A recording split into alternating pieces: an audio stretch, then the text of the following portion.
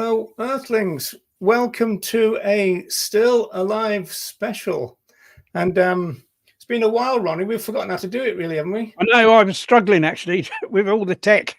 It's so long since I've done a stream. I've done other video stuff, but not StreamYard for a long time. Which buttons to press is the problem. And, I know. I've had to rejig my tech a little bit as well. And yeah, I mean, if people saw my setup, they'd laugh. I've got my light on my mum-in-law's clothes horse with a load of washing on it. That's where my light is.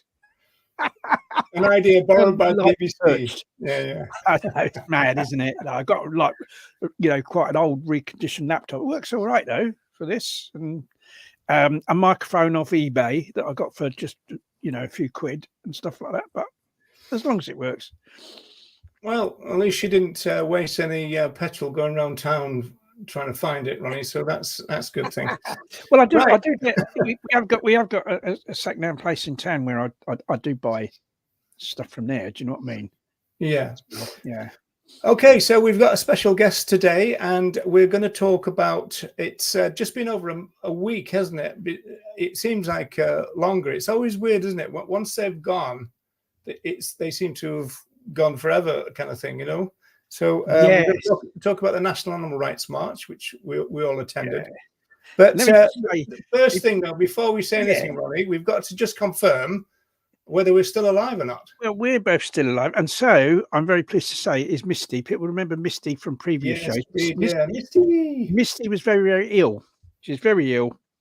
Didn't know what it was, and it turned out she had some very bad teeth, and so she had to have 4 teeth out, and she's kind of recovering now. So yeah, she looks pretty good. Well, I'm glad that all 3 of us are still alive. All 3 of us are still alive. We'll have to hope that our guest is still alive. Hang on a second.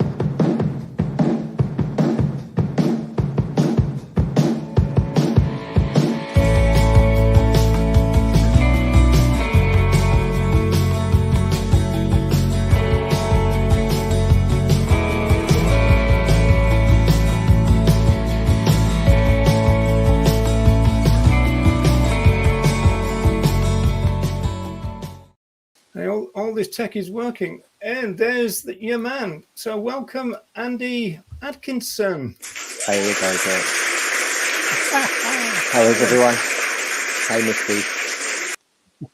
Yeah, let's get rid of all that rubbish. Okay, let's. That's not a very nice thing to say about Ronnie. No. I'm used to it. I was in the cell with him for months. So I'm used to his. Well, let's do the usual thing of saying a few hellos. But before that, we've got that little bit of business that we normally do, which is the fact that this is going out to 3 places: 2 Facebook accounts and my YouTube account, MyTube account. So the best place to interact with the chat is on YouTube. So I see there's a couple of people on Facebook. Now we can see your comments. So that's not a problem. It's just that you won't see anybody replying to you because they'll be replying on YouTube, if that makes sense. And then in terms of just general commenting anywhere, we don't charge, we don't prioritize people giving us money. In fact, we don't have a system where you can give us money even. So don't try and give us any money, people, because you won't be able to. So there's that. And so that's that little bit of business done. So Terry was here first, so welcome, Terry. And the vegan review, that's me. Okay, Michael second. Hi, Michael. Deb, hi, Deb. Kate's here. Keely. Mama, is it Lid? Is that right? Yeah, Mama Lid, yeah. Mama Lid, yeah. Okay. Like marmalade. Jennifer's here. Hi, Jennifer. Somebody called Andy Atkinson. I don't know how you got in. Okay. Urban Bongo, welcome. Right, so that's most people who said hello. So, we've got quite a few on YouTube, and we've got a few on Facebook. So we're all participants in the National Animal Rights March. So it was a good day, wasn't it, lads? Yeah, great fun. Really enjoyed it. I mean, I was obviously listening before I came on, and I totally agree. When I was thinking about this last night, I can't believe it was only last weekend. It already feels like weeks have passed since that happened. Yeah. Do you know what? You know, when you did that promo, Andy, you did a promo about 3 weeks ago, and you predicted that the weather would be really good. And I was thinking, Andy's going to jinx it now, but it was good. It was good. It was really good. Yeah, I mean, it was actually very warm, wasn't it? Yeah. Yeah, so it was a nice one. Actually, that brings us on to one of the things that we're going to talk about a little later, about dogs. We're a bit concerned about the dogs, weren't we, and stuff. So yeah, it feels like it was forever ago. Yeah, that's right. It does indeed. Right. Okay. So now, there's a few issues that we wanted to talk about. We had a little meeting yesterday. We wanted to talk about some of the banners that we saw, some of the chants that went on, the dog situation. And then we were thinking in terms of our kind of unofficial ideas about the future, about things like the route. We talked about that. So we'll come back to that and all that kind of stuff. And we got a few questions to deal with, one of which is about resources and stuff. So where do you want to start, lads? Do you want to go straight for the PowerPoint and just to set the scene, or what? Yeah, okay, we can do. Unless there's anything like specific you want to mention before. I had a question for both of you. Like, what was your specific? Because obviously it's been ages since you both were in the same place at the same time and all of that sort of stuff. And so I think that kind of element of these events quite often gets forgotten. There are a number of people that I met at that march that I've probably spoken to, like yourself, Roger, thousands and thousands and thousands of times. But without that event potentially being organised and held, I might not have ever got that opportunity. And I think that's the case for many other people. It's not just about us coming together to speak up for the animals. It's also a perfect opportunity for us to finally come together too. Yeah, I'd agree with that. And I mean, it's a long time since I've been to London. I didn't particularly enjoy that bit of it. Neither did I. I think all the traveling in particular, but it was great to see everybody. And I think it did rather feel, Ronnie, like it did in the 1980s, where people used to gather for the national things. And because they were busy locally and then they were busy regionally. And then the national things were almost like a busman's holiday, to put that phrase, You know what I mean? It was, an enjoyable experience, and you met people that you'd normally, these days, they're people that you'd be communicating with online. Back in those days, we didn't really even have that communication. And the most it would be is perhaps a phone call, or, see an article by them in a magazine, or a photograph picture in a magazine about local actions they were doing. I think it's, I think it kind of re-energizes people to meet up like that. I agree. Yeah, absolutely. Yeah, I think that's a very, very important aspect of it. And it reminds you at the very least, doesn't it, that you are not by yourself with this thinking and with this stuff. There are a lot more out there. And obviously it also reminds you that whilst there are quite a few people you may recognise, there's lots of other people that that aren't there. And so it kind of gives you this idea that we're a lot bigger than we realise that we are. Because there's like 3,000 people there, and obviously everybody knows numerous other people that weren't there. Yeah. So when you start factoring in those numbers, they're quite substantial. Yeah, well, that's one thing we could talk about first, I suppose, is the fact that do you think the organisers will be disappointed by the numbers, or is there a plan to get them? Like Ronnie's made this point about his kind of outreach, and I've made the point about Dublin. Coronavirus really knocked the stuffing out of the movement, and I suppose that was reflected in this national event, right? I mean, you've gone from 12,000 to 3,000, right? So, yeah, I suppose it kind of didn't happen just sort of like that. You can only sort of speculate, but I would imagine from the reported numbers of last year, which were anywhere between 1,500 and 2,000, to the reported numbers this year, which were anything like 1,000 more than that, then you would see that as progress. Obviously, it's small progress in comparison to some of the previous marches that did get 10,000 plus, but it is still progress. So I suppose they would see it as an achievement, and they probably should. I think something to build on. Terry brought up this, Ron, and we talked about this yesterday, didn't we? About the idea of whether it would be possible to do coach. Yeah, you see, I think this is where things have changed. It's like, and a lot of it is, was to do with, I think, with COVID and the fact that people were forced to change their habits. There was a time when we couldn't get out and about. People couldn't do street outreach. People couldn't do campaigning in the outside world, and people got into the habit of not doing that. And when we were kind of all let out again, so to speak, a lot of people didn't go back to campaigning. Yeah, do you really think we wouldn't be able to get a coach full from Manchester? And Birmingham? I remember if it was, I mean, there's enough people to fill the coach. That's not the problem, but it would have to be kind of like they'd have to be made aware that it was going. And I think that's the biggest problem with it. I remember the biggest March for, which was one of the ones that was organised by Surge. Surge used to organise, were I think the first organisation to organise it all, or they were involved in organising the earlier marches, and the biggest one that they organised, I think, probably about 10,000 people on it. And I remember on that march there were two. Kevin White, who used to organise the West Midlands Vegan Festival and organised a lot of vegan festivals around the Midlands. He ran two coaches from the West Midlands. There was two coaches went to that event. Now, I don't think we'd fill half a coach now, because we've seen a lack of activism, reduction of numbers of activists really everywhere. I think following COVID. And so for that reason, I think getting 3,000 on that march was really pretty good. Yeah, the other thing, obviously, I mean, it died down, luckily, before the march actually happened. But I think, at least in some of the discussions before the march, there was concerns about some of the rioting and some of the other problems that were going on, which might have also kind of put some people from going. Yeah, I remember talking to you about that.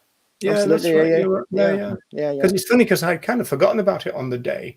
But it was a kind of genuine. Yeah. I mean, up until like a week before the march, right, there was still trouble. So yeah, absolutely, that would have been something that was on people's minds. And I suppose the march would have been seen as one of those kind of targets for that kind of problem.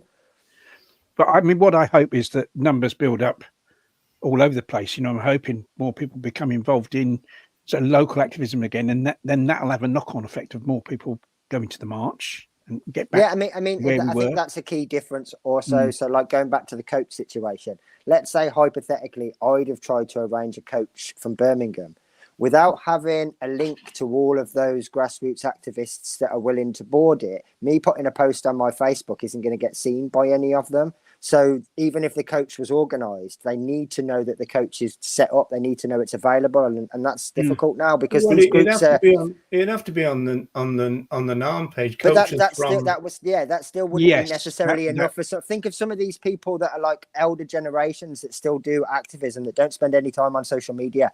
Unless you have these groups that are set up and you're part of them and you communicate with them, these people would never know that the coach was on. And them are the people that are most likely to board it. So that's what's changed hugely from those years ago. There'd be a lot more people doing street outreach. So you go and speak to a couple of these groups and you get 10 people from this group and 10 people from that group and 10 from that group. And all of a sudden that's half a coach done. Whereas now these numbers are all over the place. I think Kevin even used to produce leaflets that would be given out. It makes sense. Those are the people that are most likely to jump on your coach at the end of the day. It should, in theory, make everything cheaper, shouldn't it? It would. It would potentially, yeah. I mean, obviously, if you could organise a 50-seater, it would be much cheaper than all those 50 people buying a train ticket, of course. But you've got to make sure that you fill the coach, otherwise it works more expensive. So, yeah. And also, you don't have the problem of having to use a tube or anything like that, because you just go straight to the, and then there's a kind of an area for the coaches to park up, isn't there? Yeah, I mean, obviously, I suppose it's one of those things that even someone outside of the march themselves, or people organising the march, they could look at doing that. Maybe if you live in a city like Manchester or whatever, you could put the feelers out a few months before and say, look, we all want to go the same place. Obviously, none of us want to pay more than we have to. Can we collaborate together and get some sort of transport organised between us? Even if you can't fill a coach, maybe you could get a minibus. but it would still be cheaper to do it as a group than it would do individually. And obviously, it'd be more fun to travel as a group too.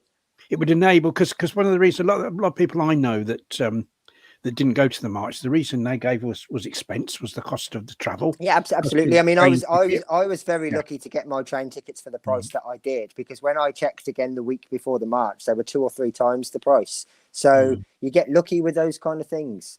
Yeah. You kind of got to be on the ball, haven't you? About that kind of stuff. Yeah. But yeah, I mean, and obviously in terms of the numbers, if there's 10,000 people, say, that are willing to go the march, then the number of people that are coming from these places are automatically increased as well. Whereas if you're only getting 3,000 that are coming, then obviously from where every person's coming, they're very small amounts of people.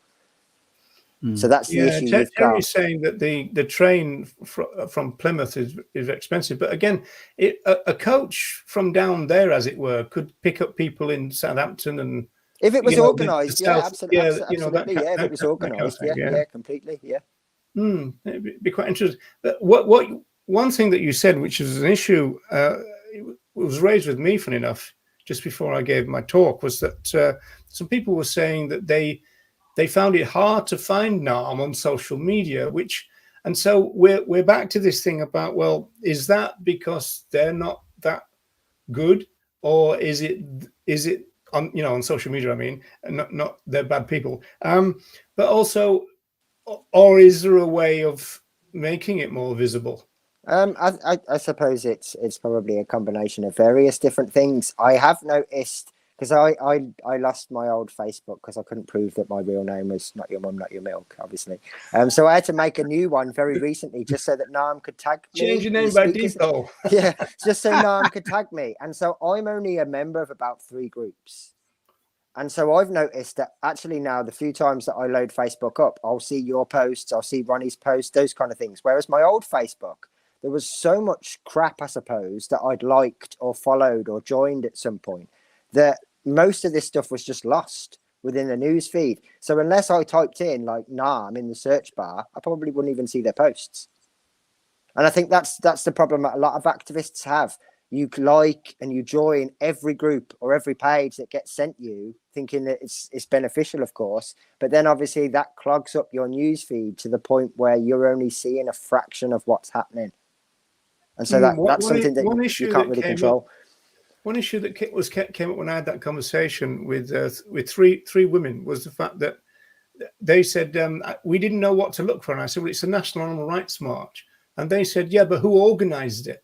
I said, it was the National Animal Rights March. And that actually, for some reason, caused a lot of confusion. Oh, right. Okay. Yeah. As though I'm not really sure what they could do to change that, though, unless they were like the National Animal Rights March organised by and came up with a name. But then, would that not be more confusion for those that know them as the National Animal Rights? I don't know. I mean, surely what people would search for is National Animal Rights March. You would think so, because even if you think it's organised by, say, like Surge, you're still going to bring up the event, aren't you, by searching for the name of the event? Surely, I would have thought. Yeah, and I think it's actually good that the National Animal Rights March has actually got its own Facebook page and its own Facebook group in that name. Yeah, that's the simplest way of doing it. Yeah, well, I found it all okay, but I think some of this may well fall into the categories of people have just got so many different things going on that unless they do specifically search for these pages or groups, they're never going to see them. And also, lads, it's this thing, isn't it? I mean, not everybody's that's a really key point in the comments as well. Like we are and stuff. So, well, no, but I didn't even think about that. That's a really key point. So, obviously, like the National Animal Rights March is a yearly event. So, other than the odd posts leading up to it, I suppose, where they kind of like promote the speakers and all that sort of stuff, a lot of the time it's kind of very stagnant, and so it's going to lose all its traction on people's algorithms because there's no constant interaction. So like the SAB pages, for example, that post daily and get interaction daily, they're going to take precedent. That's just how social media works. So yeah, that's a really key point. Unless the National Animal Rights March are going to post like 2 or 3 times a week, every week, and have some engagement on that, you're going to lose them from your news feed. Keep visibility. It's the only way, yeah. Deb has raised an interesting point, because this actually, again, would be solved by the coaches.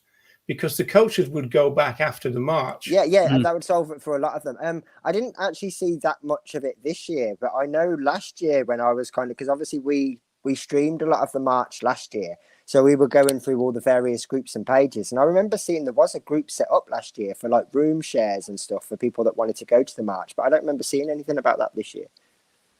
You know, people that had got like a 3-bedroom house or whatever saying that, you know, we've got one room available for someone that wants to come to the march. It may have been because last year there was a rail strike, so there would have been difficult with people travelling. Actually, that's a key point. It may well have been for that, yeah. I do remember seeing the groups though last year, and I don't remember seeing ironically, the coach thing would get around that problem too, wouldn't it? Yeah, it would. It would for the people that were on the coach and travelled home by the coach on the same day. Yeah, absolutely, yeah.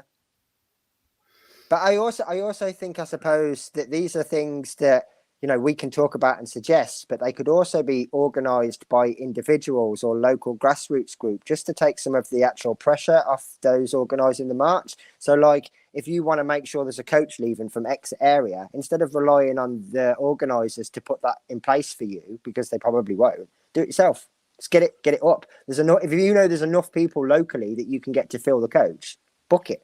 Organize it. Well, this one's an example, Ronnie, because you're a bit of an expert in terms of your local group in doing this, right? So I suppose you could have done it for NARM. Yeah, but I locally, I don't think we'd have got the numbers to fill even a minibus, to be quite honest. And I know that's no, I would say I would say the same thing. I could fill my car, but that would be about as far as we could get. Yeah. We need online marketing experts. Well, it is grassroots. I mean, yeah, like I guess that's potentially things to look at, isn't it? But it all falls into the realms of money again, I suppose. If you're going to run like year-long campaigns, then you know it's year-long. I think one thing that can happen. I mean, if there are people on here listening, or people who listen to the recording when it's shared, who are members on social media, and it probably Facebook, because I'm talking about groups, you know, of a local vegan group or a local animal rights group, then it'd be great if every so often they share, you know, they put a post on there about next year's march, about the date and everything, to remind people in that group about that. Yeah, absolutely. A good way of good way of keeping that in people's heads. Yeah. I totally agree with that. As far as the coach, though, because I mean, one thing we kind of hugely lack in the movement, I think even more so since COVID, are organisers. Because in order to organise a coach, that person has to organise it. It's you know, you could have like 100 people wanting to go on the coach. If no one organises the coach, it won't happen. Yeah. And I think we have got this lack of organisers, and that would apply as well also to someone organising a coach. Yeah, I totally agree with that. And I mean, sure you know yourself, Ronnie, when you kind of organise even a small event in a local village hall or something, there's loads to think about. There's loads to make sure that you've got covered. So thinking about like transportation options from every city in the country, it's just not something that's ever going to enter your mind. But there's nothing stopping someone else going, right, the organiser of that event's already got quite a lot to think about. I'm going to take this small action on, and I'm going to sort out the transport or the accommodation for this particular group of people, rather than just expecting someone else to organise even more. Like, if you can see the problem there, you could probably like fill that gap yourself. You could say, hey, I see you're quite busy. Could we do this for you? Could we offer to take this particular section on? We could maybe help with this. I mean, that's things that we need to see, and it all falls back into like, we don't have enough people that are willing to organise, do we? We may well have enough participants willing to jump on that coach, maybe, but we don't have anyone that's going to book it and put it in place. That's the problem. Yeah. What we're saying is that we no longer have a kind of grassroots infrastructure that we used to have, where, I mean, like you back in the day, you could think, well, you know, if we're talking about Manchester, you know who's going to be organising the coach there and everything. If it's Liverpool, it's going to be the same. You know, Yorkshire, you kind of knew. Birmingham, you knew, right? Wolverhampton, and so it was kind of obvious who was going to do it because they were people who would take the initiative. And so there's a little, I mean, we've talked about that in previous shows, Ronnie, that you know, people are a little bit rule bound nowadays, which is a bit of a shame. I think the other possibility, though, with regard to rail travel, is I think that if a group of people all go together on the train, I think you can get some sort of a discount, can't you? What, like group ticket? Yeah, maybe yeah, I mean, I would imagine that that's a possibility. Yeah, and so that might be worth looking into. And I think maybe, especially if you book it, a while in advance. I mean, obviously the risk is then of people dropping out. But if everyone guarantees saying, well, look, I'll guarantee, to pay even if I do drop out, I think you could do that. Look into that as well. Yeah, you'd have to pay. Everybody would have to pay in advance, part of it, even if they don't turn up in the end. Yeah. Okay. Yeah, but I mean, these are all things that I suppose they're not sort of suggestions for the collective or whatever to think about. They're suggestions for like each of us in all of these different towns and cities to start thinking, what could we do to help? What could we do in our own little area to help improve the numbers? Because the only reason that they got 10 and 12,000 people is because people were doing that. Yes, I mean, you think, right, Roger, without Kevin putting those two coaches on, there's best part of 100 plus people that wouldn't have gone probably. I think some would have gone on the train, but there would have been a lot that wouldn't. Yeah, exactly that. So when you haven't got the people that are organising, you're obviously not going to get as many people there. So it's kind of like those are things that we can do. Same as what you were saying, we could talk about this 3-4 months beforehand. We know the date now. So these are things that, everybody could start mentioning and kind of like reiterating. Well, we've got that. We've got this coming up. It would help. It would definitely help because, there's always going to be certain people that are not going to see a notification on Facebook. There's always certain people that are not going to take the initiative.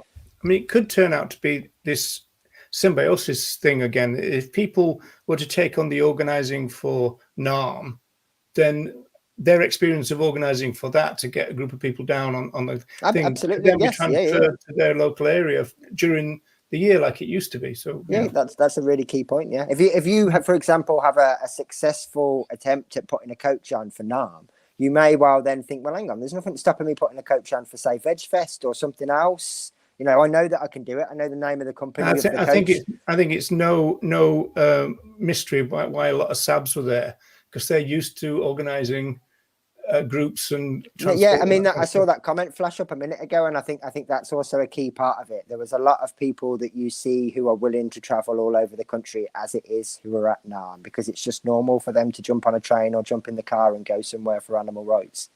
It's some of the others that we need to bring and make it easier for them to attend and all those kind of things. I mean, when Kevin organised the coaches from West Midlands, there were people from our local vegan group that had never ever been on a demonstration before.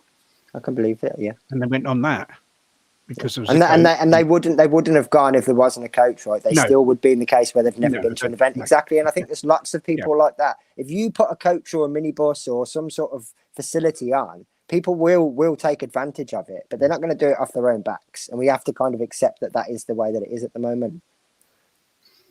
But instead of moaning about it, we could kind of, seize the initiative. Just occurred to me, Ronnie. I was saying to you last night, I wonder if you've got enough time to fill the hour. And we've already. I know. I was going to say, we haven't really started yet. We've gone for about 3 hours now. We can all talk. We've only started with the first topic, haven't we? This is the intro, folks. So, Okay, so let me bite the bullet and bring this up then, because this PowerPoint that we put together does raise a few issues that we thought would be interesting to discuss, because some of them are kind of movement issues. Well, all of them are really, which we all feel strongly about, and particularly because I think for me anyway, that NARM was so clear about taking its name seriously, that it's an animal rights march, and then we had the issue of, like your promo, Andy, you were kind of talking about t-shirts and banners. Yeah, well, I mean, I don't know what brief you were given, Roger, but when I was asked to make the promo, I was kind of asked to reiterate, it's an animal rights march. So it was perfect. I mean, I was really, really sort of like, I don't want to say surprised, because that's unfair, but it was a nice change to have that as kind of the rhetoric. Yeah. Make sure that if you're going to bring banners and placards, that they say what you want them to say, that kind of thing. Yeah, I thought that was really great. It raises one of the big issues that we want to talk about, which is do people know what animal rights means nowadays? I just need to point out that the date you've on. It says 2014. Yeah, 2014. Oh, that's why it seems. That's why it seems so long ago. Yeah, that's why we're all. That's why it felt so long ago. Yeah. Okay. Well spotted, Ronnie. Well, yeah, well spotted, Ronnie. So who's the one living in the past? Me. Okay. Well, to hide my embarrassment, I'm going to change the slide. We watched that earlier though before we started, and I didn't notice. And we should. Well, I typed it and I didn't notice. So there you go. So, and I rearranged it on the screen and everything. I didn't have. Okay, so this is the first issue: is the fact that we, in the movement, we're all conscious of the importance of language. I talk about language being incredibly important for social movements in terms of claims making. And, it's kind of like it's our form of advertisement. And so we all know that advertisement is based on repetition of the same thing and a certain consistency, which seems to be lacking in our claims making. And so for me, it was disappointing to see this kind of stuff at an animal rights march.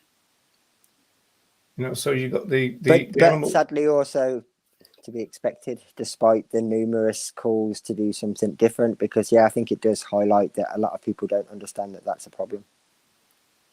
No, but you see, the point is, I suppose, really, is the fact that with the prevalence, you've got national groups now. Again, there's a generational thing here, Ronnie, in the sense that we would have rejected the word animal lover.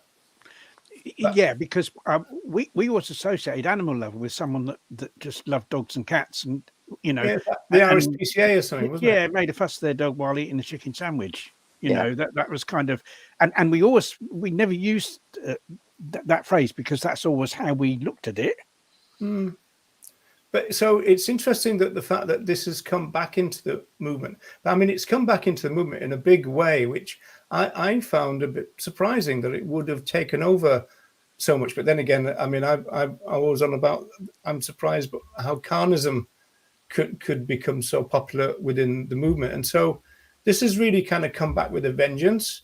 And I wouldn't have predicted that it ever would really, but it has done. Because of the very reason that you said, because people used to say, well, we're not the RSPCA, so we're not going to call ourselves animal lovers.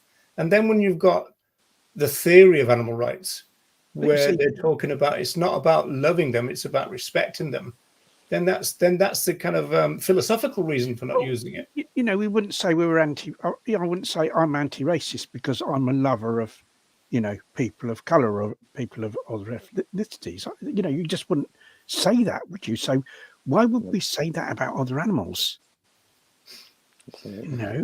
Well, there is that. Well, I think the other part of it as well is it makes this seem more complicated and harder to achieve for certain people than it needs to be. I've had bona fide conversations with people where they think they can never be vegan because they don't love animals. They don't necessarily even think about them, and they think it's kind of like some sort of obligation or so. So I think it's problematic in a number of ways. Okay. Wait a minute. I think I jumped one. Hang on a second. Let's go back. Yeah, it's a useful phrase to draw people in. So I'm not sure why you're rejecting it. I'd say that the reason I don't like it is because it's misleading in terms of our position. And the position of animal rights is a kind of reasoned position, based on sentience, subjective life, these kind of ideas. And animal loving is irrelevant to it, and I think it causes more confusion than not by using this phrase. And I think people, when vegans talk about loving animals, they talk about it in a different way. They think of it in a different way to how non-vegans do. Well, ironically, they mean respecting, don't they? That's what they mean. Yeah, and non-vegans. So why not say that then? Yeah, absolutely. It would make it clear, because I think the problem with the word love, it doesn't just mean one thing. There's all sorts of different types of love, isn't there?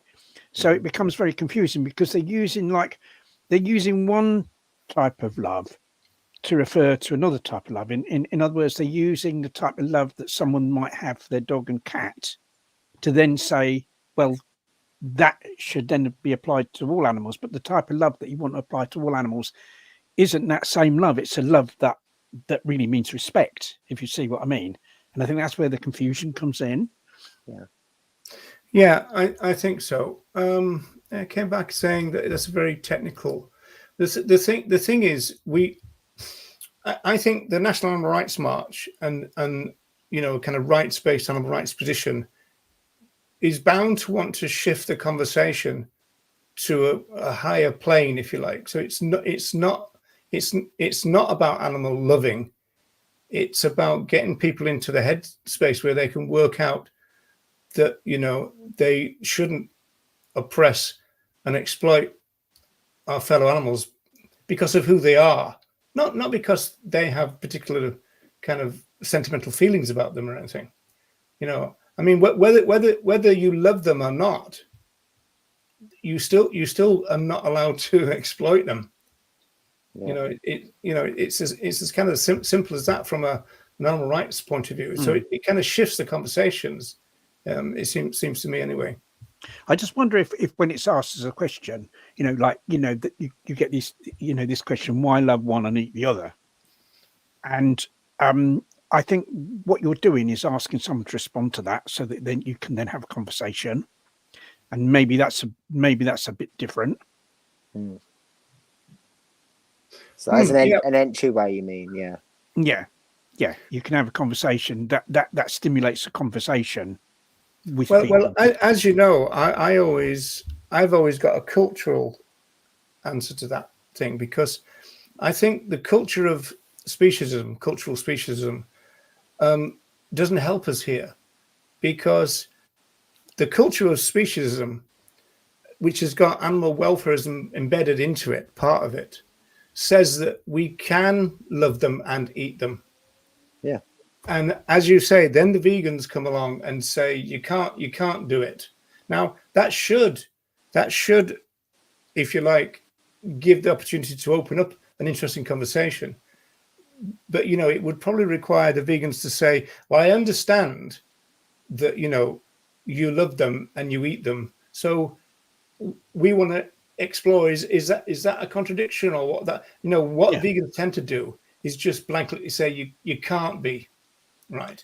But we know that they can be because people are in their heads. They can be because but all the vegans have got to do is think about themselves before they went vegan.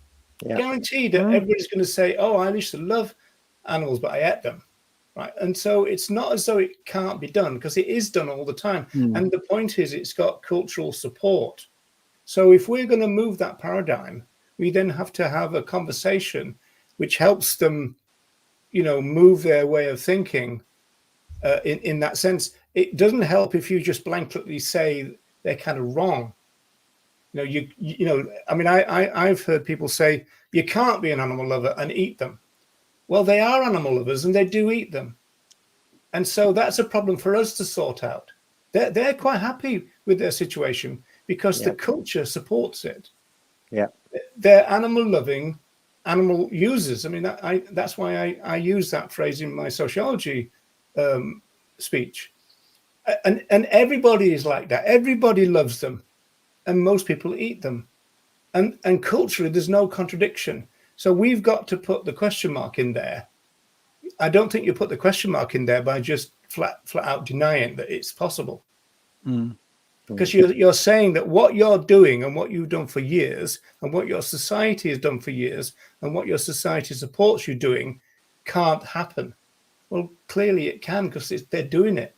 Yeah. Well, it was really funny because I was doing a stall at a dog rescue event, and there was a compere that was that had come along and offered his services for nothing, and he was saying, I love coming here and and doing this for free, because I'm a big dog lover. I'm a big dog lover.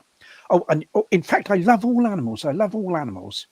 And then 5 minutes later, he said, "Oh, that's a lovely smell. Where's that coming from? Oh, it's coming from the burger van. Oh, I'm going to go and get me a burger." And this was a guy that a few minutes earlier had said, "I love all animals." And he obviously saw no contradiction in that. And, you know, that is what loads of people are like, aren't they? Yeah, but it's bigger than that, Ronnie. The culture is like that too. I know somebody who before they were vegan went to a zoo and became sad watching a rhino, who was one of those kind of situations where you got a little pen and they'd drawn some kind of scene of Africa or something. And so you got that usual kind of thing that we've all seen of one of our fellow animals just looking completely dejected, right? And so the person was really down by it. And so they went to cheer themselves up by having a burger outside. Yeah. See, there was no contradiction. So if we want to explore the contradiction, we can't just do it by going, you can't do that. It's not possible, because they're doing it, and it is possible for them. Yeah. Right. Shall we move on? So this was so now we're on to the cruelty part of things. And of course, we've got the. Well, I've got something to say about cruelty, but I mean, go ahead, lads. I mean, the thing about paying, if that bottom one just said no excuses overpaying for slaughter, it would be fine. That one on the right, wouldn't it? Because that's what people do basically when they consume animal products. They're paying someone else to kill animals, aren't they? So that would be right. It's just the rest of it that's dubious, isn't it? Yeah. I mean, I've never been a massive fan of the "be kind" message, because it implies the idea that we're doing other animals a favor. So, like, you know, we're kind of like, well, be nice to them. Well, no, just don't violate their rights. There's a big difference between those I things. kind of describe it as I'd use the word dominionism to, you know, describe that attitude. In other words, you know, we're the sort of dominant species. We're more important to them, but let's kind of be kind to them, if you see what I mean. Yeah, absolutely. Yeah, I mean, I would look at it like this, like the old deer that lives next door. If I go and get her wheelie bin and bring it in, that's me being kind to her. Me not kicking her door in the middle of the night and taking her pension book away from her isn't me showing her kindness, right? It's just basic respect. Yeah. So that's what they're asking us to do. Yeah, we're not asking for you to show kindness, because for some people they're like, well, why should I? I think it's to do with what Reagan called strength of argument. Where the strength of argument lies, because the animal rights case is a demand, and it's kind of saying to people, where do you think you get the right to exploit from? It's not saying please be kind, please don't be cruel, please have mercy. Those are like you were saying, Andy. These are kind of appealing to their benevolence. It's the person in the position of being above the other who shows mercy to the other. Yeah, whereas absolutely. It maintains the hierarchy, doesn't it? So it's a hierarchy. What's wrong is that there is that hierarchy, and we don't consider other animals. Or you know, I suppose most humans don't consider other animals as being their equals. They consider this is, you know, human supremacism, isn't it? Yeah. This is why I've always said that I think the weakest organization name in the world is Mercy for Animals. I think that's a dreadful construction. You know, please have mercy. No, we should say you don't have the right to do it, mate. Not please have mercy. And mercy doesn't even give the implication that it's going to end. It's just whilst you're exploiting and killing them, doing it okay, right? You know, don't be overly cruel, because like it's an absolute admission of defeat from the beginning. That's what you're saying. You're saying, well, we're not looking to change this perception. We're just looking to make sure it's not as bad as it could potentially be. It's a very defeatist position. Now, before we move on from the cruelty thing, I want to say something about it, because we've said, and I've said for many months, that no words are banned. So it's not as though, we're not allowed to say cruel, and that the pioneers didn't, or Reagan even, and all that. This word is used, but the thing that's happened in the last 3, 4, 5, 6 years is it's almost become the dominant word. Sometimes it's the only word that is used. And when you think about the vegan definition, the official one, where it's got exploitation first and then cruelty, people swap that around, or they just take the exploitation out of it completely. And so it becomes as though you're reading an RSPCA statement. So I almost think, to rebalance the situation, it would be really useful for us as a social movement to have a moratorium on the word cruelty, to rebalance things, because it got way too far. And as you point out on TikTok all the time, Andy, if you look at what we say and what groups in the movement say and what the RSPCA say, it's the same. Yeah, identical. Yeah, and also, just to kind of like reiterate what I said in my speech, we think in the same language that we speak. So if you use welfare language, you'll think welfare. Like, that's the idea you're promoting. That's the seed you're planting in everyone else. So even when people argue with me and say, but it's you meet less resistance. Yeah, but you're not creating long-term abolitionist vegans. You're creating short-term welfareists. So it might have a little bit more effect in the day, but long-term in creating vegan activists, no, because someone needs to come along later on and then put some in-reach into them for them to understand, or there's going to come a hurdle at some point and they're going to abandon this movement. So it might seem better for your YouTube figures, but in terms of creating long-term abolitionists, it doesn't work. Not without someone like us coming in and being called divisive afterwards for telling them what veganism actually means. No, it's problematic. It's only good for the people that want to put videos up going, look at how many people we had a good conversation with today. Go back and speak to them in a year and tell me where they think. It's because also most of them are here.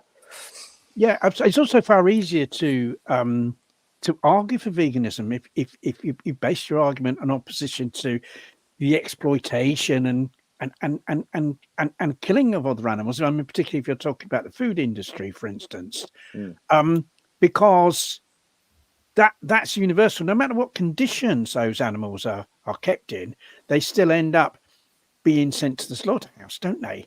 And that is that's the fundamental wrong. The fact that they're used in the first place, the fact that they're inevitably killed, and there's no getting out of that. No farmer can get out of that by saying I keep my animals in the most. Yeah, but Ronnie, how many people even do it that way? They talk about cruelty and then say, but actually that's not the fundamental wrong from our point. They don't even do that, do they? No. Most of them. No, you see, that's the thing. And then they can't, you see, for instance, because I've had farmers say to me, oh, you vegan, come to my farm and you'll see how wonderfully I treat the animals and you'll change your mind. I said, no, I don't need to come to your farm, because how you actually treat those animals isn't the fundamental reason why I'm opposed to what you're doing, isn't the fundamental reason why I consider it to be wrong. It's the fact that you're exploiting those animals, the fact that you're sending them to slaughter. Yeah, I mean, it'd be no different, right, than if you were talking to a butcher. Oh, come and have a look at the animals that I've got on hooks. You don't need to visit this to know that animal use has occurred. Like, this is obvious. The fact that industry exists means animal use has occurred. And it would make not only our arguments stronger, but as you've mentioned a number of times, Ronnie, if you talk about animal cruelty, you have to evidence animal cruelty. All the time. If you say, yeah, chickens are treated terribly, well, someone's going to go, well, show me then. Whereas if you say chickens are being exploited, well, we don't need to show any evidence of that. The fact that chicken farms exist is proof of exploitation. Every time someone claims that, oh, I've got wonderful high welfare standards on my farm, then someone has to go and do an investigation to try and prove they haven't, because the whole argument is based on cruelty. If it's based on exploitation and killing, you don't have to do an investigation, because that's what's inevitably happening anyway. Exactly. Yeah. Well, yeah. You see, that the thing is that raises two big questions. First of all, in reality, and this is very uncomfortable for all of us, are we actually in an animal welfare movement and not an animal rights movement? And then in terms of what's on the screen, those people obviously were quite happy to bring these signs and wave them around London because they saw no contradiction between those signs and attending the National Animal Rights March.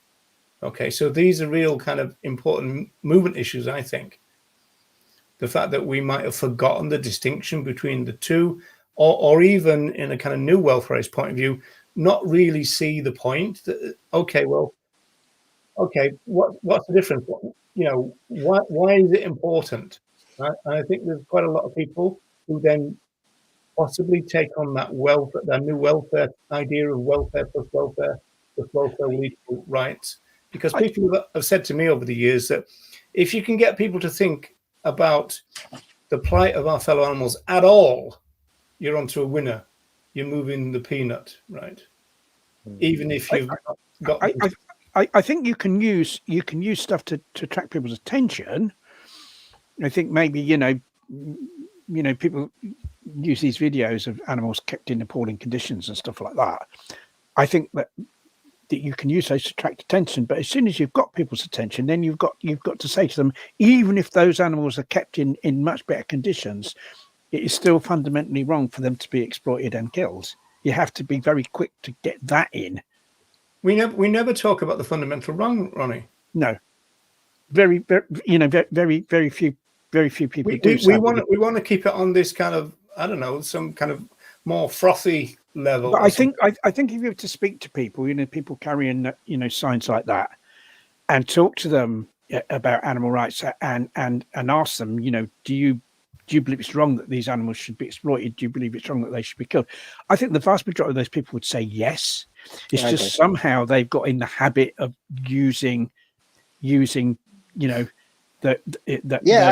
would totally agree with that. If we pulled up the people, I don't want to target anyone by any means, but if we spoke to the individuals who had those signs and pulled them aside and said, hey, would you be happy if we removed the quote unquote cruelty, but these animals continue to be enslaved and exploited? Or do you want to abolish this? They'd say that, I want to abolish this. They don't realize that their sign is conflicting with that view. It's not done maliciously. They're not here to reduce this. They don't know that there's a problem. Yeah, genuinely.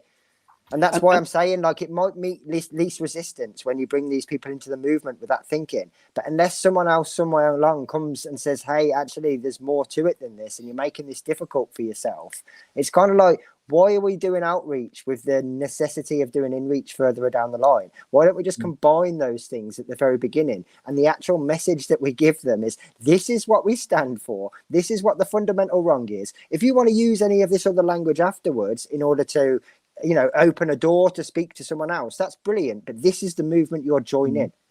That's really important. I think what happens is you get people that kind of newly join the movement, newly become vegan, for instance, and this is the language they see, and so then they use that language themselves. I mean, if you went vegan because of that person, what's the language you're going to repeat? Be kind, not cruel. You see, this is just socialization. First of all, everyone who is born, by and large, are born into an animal welfare society. Don't be cruel, don't do this and all this kind of stuff, and children are socialized not to be overtly cruel to our fellow animals, even when they're eating them and all that kind of stuff. And then when some of those grow up and join the animal movement, they are then socialized again by the specialist socialization of the movement. And as you say, Ronnie, that means that that cruelty language is reinforced by the movement that they've joined. So this applies to people like Earthling Ed and people like Joey Carbstrong, who they heavily talk about cruelty. Joey less than Ed, but they do. But it's not their fault. I mean, that's the movement they've joined. They've joined a movement that's talking to them about being an animal lover and all this kind of stuff. So what are they bound? Yeah, they're bound to say it. It's kind of like specialist socialization at that stage. Yeah. Right. Move on. Now this is an interesting one, because I think that for me, animal abuse and animal cruelty is similarly bad and similarly associated with something like the RSPCA. But I think that a lot of activists, even if they were critical of animal abuse, they use abuse and abuser. And of course, that came up in one of the most frequent chants. There's no excuse for animal abuse, right? Yeah. So is it different? I mean, is this much more vegan than cruelty, or is it the same? I think they consider the killing of the animals to be abuse. Yeah, there's usually a stronger argument that all form of use is abuse, for example, and so there's no difference. And whilst I would say that that's got a little bit more weight to it than the cruelty thing, it neglects who your audience are. So your audience, the non-vegans, the people you're trying to have this conversation with, when they think about animal abuse, that's a very narrow sort of portrayal where we're talking about people that kick dogs, people that throw cats in wheelie bins. This is animal abuse. Dehorning a cow and taking their milk for their entire life. That's not abuse. That's part of what happens to get dairy. So that's the problem you're up against. In a vegan's mindset, yep, it's absolutely abuse. In the people you're trying to have a conversation with, their idea of animal abuse is selected to those same confines as them being an animal lover. They're not thinking that what we do to cows and pigs and chickens is abuse, unless it's one of those investigations like we talked about earlier, where they'll go to a chicken farm and they see them on the floor, you know, not being able to stand up and in very bad conditions. Then they will see animal abuse. But say backyard hens, you're never going to get them to understand that that's abusive. No. Yeah. Well, I suppose, I mean, the activists do say that their job is to try and get the public to see that the term abuse should be applied wider than the culture allows, and they, as an individual, are used to. Right? Yeah. I mean, there are some other kind of more positive sort of attachments to abuse than cruelty, I would say, because abuse looks more at kind of the realms that aren't just physical. So you could have a dog, for example, that was treated very badly, like mentally shouted at and all those kind of things. And there might not be any physical signs of that abuse, but the fact that we're using that word would cover some of this trauma and some of those mental aspects more so than cruelty would. But other than that, I don't really see any benefit of using it. Again, we're better off talking about use, because then there is no caveats, there are no loopholes, there are no get out of jail free cards. You're not going to get a farmer that says, I don't use my animals. But they will say, I don't abuse my animals. Yeah. So in other words, we always fall into the same trap of having a conversation within the welfare paradigm. Yeah. So what and I mean, there's not, again, it's not to go back to the point you made with, like, there's nothing wrong with this language, because obviously this is something that the vast majority of non-vegans are probably going to bring up, and they go, oh, do you think I'm an animal abuser? Well, I'll quite often correct that and say, no, I think you're an animal user, because it takes the kind of derogatoriness away from it. They're not even necessarily always insulted when you call them an animal user as opposed to an abuser, because in their head, when you've said that word abuse, they're straight away thinking that you've accused them of kicking a dog. That's where their mindset goes. But from an activist point of view, is use not strong enough, and that's why they prefer abuse? I mean, I would like to see some evidence to say that people have actually used the word use for long enough to even make that claim, because who uses it? You do get that claim, Andy, that people say, oh, I've tried that, but it doesn't really work, right? Well, it's funny because I've tried it for 2 years and I have more success. So that's just anecdotal and means nothing unless you can back it up with something. And I don't hear people. The reason that we talk about the language all the time is because I don't hear people using it. If I did, then we wouldn't talk about it. The word exploitation is stronger, and it pretty much means the same as use, doesn't it? Absolutely, it has a stronger... the only reason that we kind of talk about use a lot is because it's so easy from the word abuse to just cut off those first two letters. But exploitation would be a better word to use in general. Yes, and it's stronger. It has this more negative connotation than use. Agreed. Yes, yeah. So, are we assuming that the person who wrote the thing on the right probably is fairly new to veganism and everything, because that's something that most vegans would not do now? You would like to think that, still, but I mean, I'm not as confident as you are, Roger. No, I was going to add that caveat. The fact all you got to do is switch on TikTok, and you'll hear it's all over the place. Yeah, that's. I know some long-term vegans that still say it.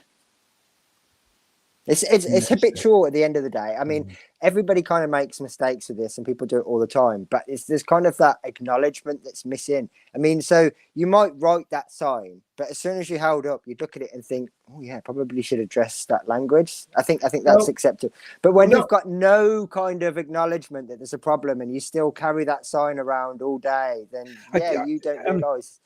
I think one of the difficulties is like kind of how language sounds, because if you're talking about human and you don't know the gender of the human, we would use the word they, wouldn't we? Yeah. And I think somehow if you're talking about other animals and you're using they, to refer to a singular animal, it kind of sounds strange, and maybe it just sounds strange because it's something that's not been done. But you see, this could easily be put into the plural. If they have brains, they are not food. Yeah, or if they have a brain, they are not food. And that would have sounded okay. Yeah, I mean, if you wanted to make it really short as well, you could just put have a brain ? Not food. Like and avoid if you were like uncomfortable with using different pronouns, which I know some people are. Then but a lot of people will say, and you hear this all the time, that grammatically that's correct. It sadly is grammatically is correct. Whilst animals remain property, they will be an it in terms of grammar. But so what? We don't go to the dictionary for the definition of veganism. So why on earth would we go to the dictionary for the definition of an object? I think personally, speaking as a sociologist, I think it's because people don't appreciate how politicized language is.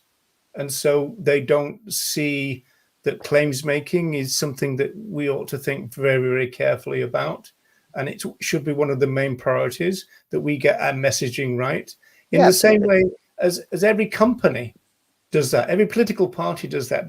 They painstakingly work on their messaging. And once they've got it, they'll repeat it over and over again, which is why you can say to kids, what does McDonald's mean? And they'll go, I'm loving it and all that. And what does, they've got these slogans in their head. Yeah. They don't have a whole big range of things like we have it in our movement. They have a set group of claims, very small, repeated to get in people's heads, because that's the basis of advertising. Mm-hmm. Yeah. Okay, so I think there's some from you now, Ronnie. Hang on a minute. Yeah, these are the ones you wanted to talk about. Well, there were a lot of single issue, slogans on the march. Is it a problem? And personally, I don't think so. As long as they're abolitionist and not welfarist, and I don't see a problem with these. These aren't welfarist slogans, are they? I mean, there's some people. I don't know what somebody like Gary Francione would say about these. Certainly, I don't have a problem with them. If they said, improve conditions for animals in zoos or something, because I think there is one. Is there one coming up about zoos or captive animals? Yeah. Or hunt in a more kind way, then that would be problematic.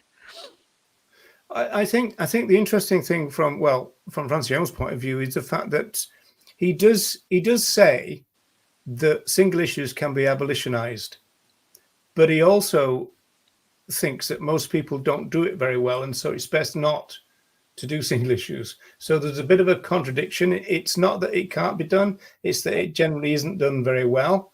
And being Gary Francione, he only really trusts himself to do it. Mm. Well, is he consistent in that? So, like, obviously the language was terrible, but on the one before with the brain sign, would he also have an issue that's just focused on the single issue of food? Because obviously lots of the signs were food. No, actually, funny enough, I think he's argued that food is a bit of a gateway, because it's something that people do 3 times a day, and it's something that vegans talk about a lot. And it's a major part of human beings' life. Yeah. Yeah. So I think that would be it. You were see, talking about. See, I mean, I suppose the Animal Rights March is a great place for some of the diversity of some of these signs, because you may well get people walking down the street that will look at like the animal abuse one and not take any notice. But that ban trophy hunting, that's probably something they already support. That's, in fact, it's likely something they already support. So they might look at some of the other signs after that then with a little bit more kind of interest, because it's not really asking them to do that much, is it? Ban hunting in another country that you already don't take part in. So they might look at some of the other signs after that then with a little bit more positivity. Well, obviously, I'd be critical of the word ban. I mean, look at the animal justice one in the middle. If that was ban animal experiments, it wouldn't be as strong as this, would it?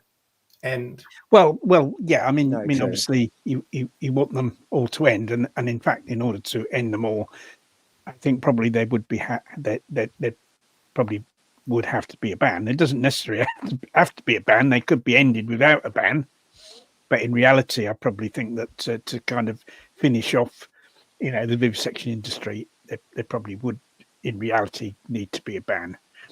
I think one of these things. I think when people are carrying, slogans like this, there is only a limited amount they can say. But I think if these things are included in something like a press release, then I think it's really important to where someone's talking about a single issue in a press release, that they kind of put it in. They put it in context of the deeper problem. And for instance, like my wife Louise is involved. She's involved in a lot of direct action against vivisection, and in the press releases we put out in connection with her actions, we talk about human supremacism. We say, animal experimentation is, it's morally wrong. It's an example of human supremacism. The irrational, immoral view that humans are more important than other animals. So it's put in a wider context that applies to all oppression and exploitation of other animals. And I think it's kind of really important that these kind of so-called single issues, when people, talk about these things in the media or issue press release, they put them in that context. Yeah, I think that's true, and obviously in fact we were going to do a program about press releases, but I don't think we could get around to it.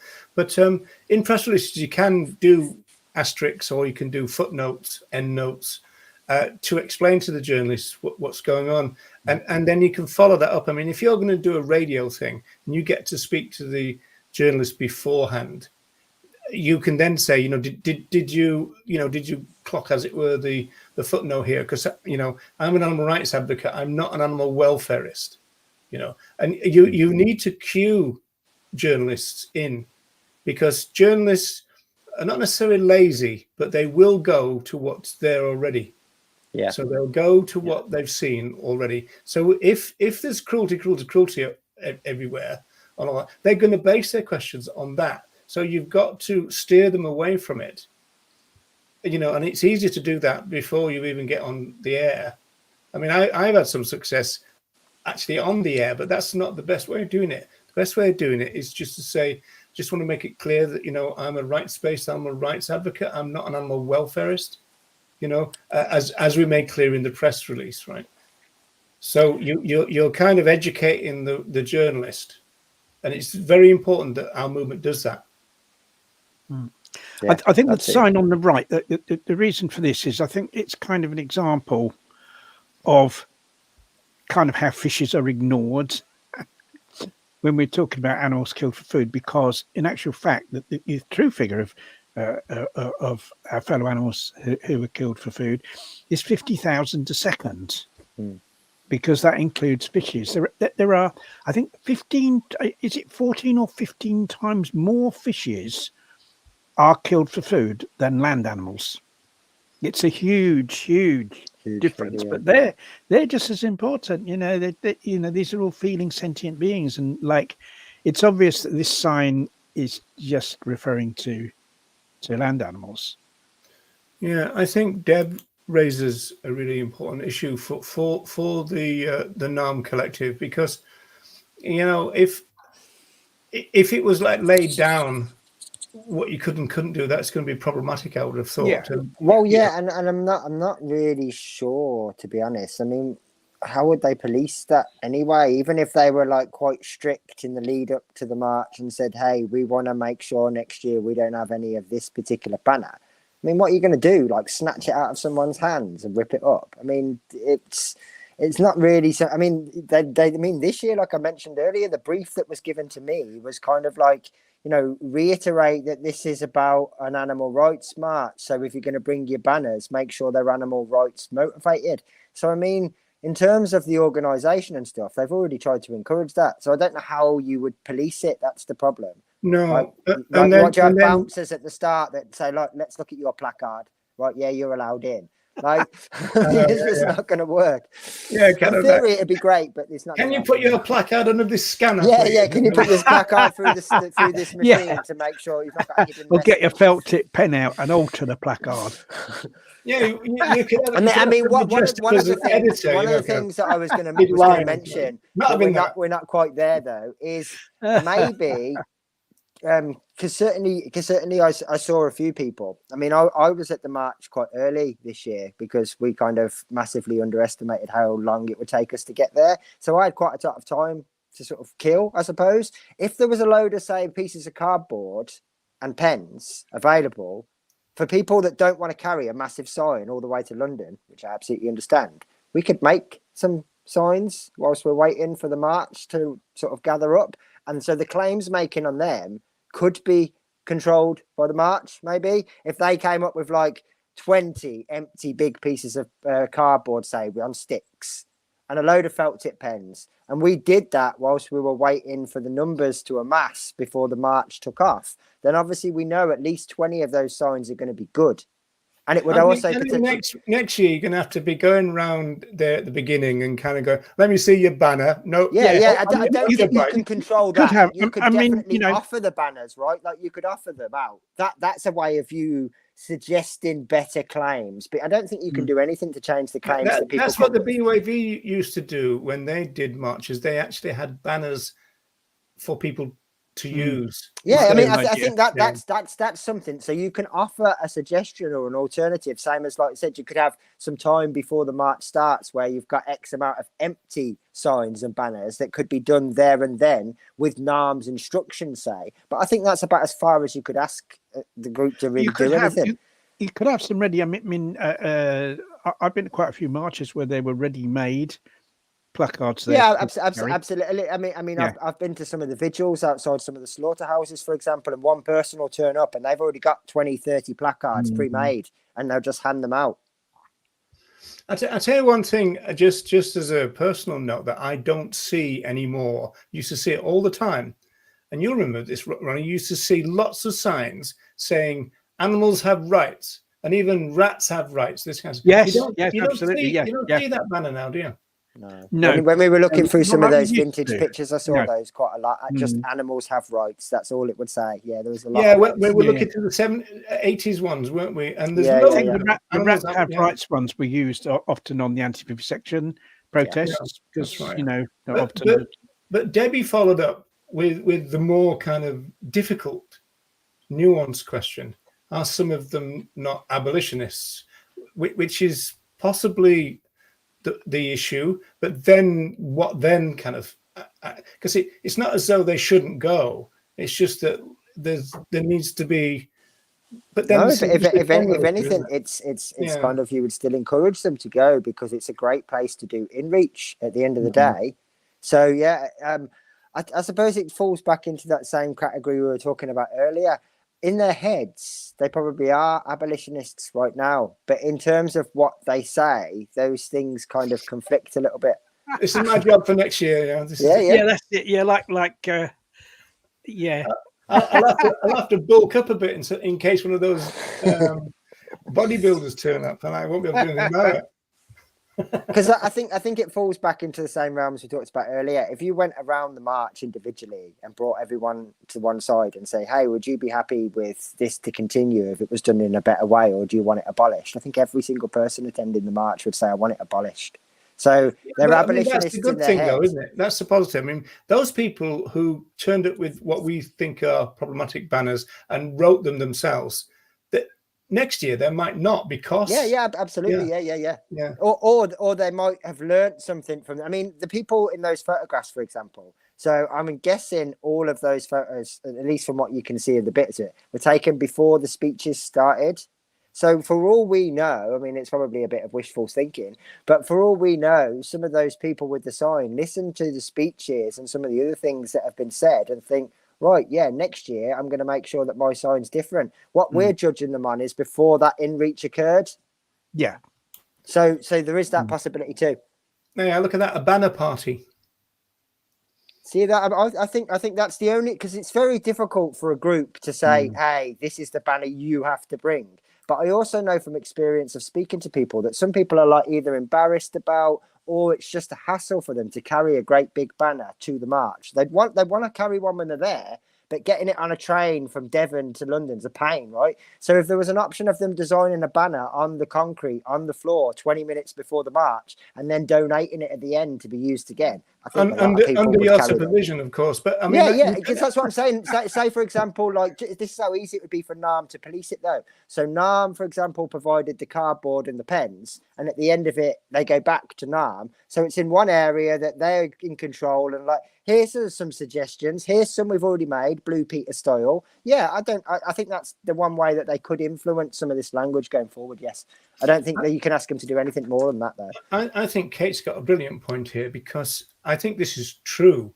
Correct. Yeah. And it's very telling then that, you know, because we've got an amalgam of welfareists, new welfareists, and rights people and liberationist SABs and stuff. This is where the diversity of slogans come. Whereas it is true, you see other marches, and there's a great unity in terms of the claims making. Absolutely, which our movement has never had. Are they covering narrower issues though? Because that's what the pioneers of our movement. Yeah, you see, when I've been on marches, like associated with kind of social justice, say, it's normally been about like one particular, like for instance, I went on a couple of marches against Donald Trump in London, and of course with him or against him. No, against him when he came over here. And we had just checking, Ronnie. Just checking. We had a Vegans Against Trump placard that I made, but you know, there was a kind of unity in the messaging, because it's obviously stuff like against Donald Trump, wasn't it? And you know, so you've got a narrower, a sort of perhaps a narrower focus in a sense when on some of these like what you might call human rights marches than you have on you know, on an animal rights march. Yeah, I think we'd have to accept that. I like Bongo's idea. You could have all these stickers and then you can put them over the words you don't like, Andy. That could potentially work too. Yeah. But no, I mean, I think it's very difficult, I suppose, with lots of things to kind of ask a group to control what other people do, especially when they're turning up and, you know, with free will. But you could, I mean, you could definitely offer something, an alternative, or for those that didn't bring a banner because it was a bit of inconvenience for them, to say, hang on, we can provide one, and this is what it's going to say, because it'll make those people think as well. Then the whole way, Ronnie, you've upset Deb. You've upset Deb. Oh, please don't say. Yeah, well, I mean, Trump over here. Trump means fart, doesn't it? Pretty much, yeah. And it was funny because they had Trump in the USA. That means fart over here. We had Johnson over here, and in the USA, that means cock, doesn't it? Yeah, and that means cock in the USA. And of course, keep it clean, folks. In Russia, they've got shit can in Russia, haven't they? Doesn't Trump mean fart in the States as well? I mean, devil, no. Yeah, I'm not sure about that. Yeah, maybe it does. You know, it's a politer word. Trust Ronnie to take this, you know, to different levels all the time. Yeah. Kind of like, oh, this is way too. Far too civil, this discussion. Right, here we go. Now this is yes. Now, interesting one. This. What happened was there were there were a couple of steakhouses on the way, on the route of the march, and Canada Goose as well, and right? Canada Goose, right? Yeah. And people stopped outside, these particular, particular restaurants or stores. I mean, There's Canada a bit of Goose. a rest, wasn't there, Andy? I certainly one guy I think was like putting handcuffs out. I don't want to say arrested. I think he was detained for Detained, a short he period might- of time and then yeah, let go yeah, again. probably. Yeah. Because Not sure he was charged. from what I saw, it just looked like they had a word with him. He didn't Yeah, have but handcuffs you on, but see- it just looked like a word, and then go on and. I mean, Yeah. with Canada Goose, there's a long-standing campaign against Canada Goose to get them to remove, fur trim from their garments, and there's protests outside the Canada Goose that the march went past really quite regularly. But what I was thinking, why are people just stopping outside the steakhouses? Why don't they stop outside every single restaurant that we went past and every single cafe that we went past? Because all of them sell animal products. Why are these steakhouses? Well, all the shops do, as well. And all the shops do. Yeah. I mean, Why- I think you'd have struggled to point out a single establishment that we passed during that march. Yeah. So that why didn't sell some sort of animal product? Because it said steak. All right, it says steak, but they probably have. I bet they've got vegan options in that steakhouse.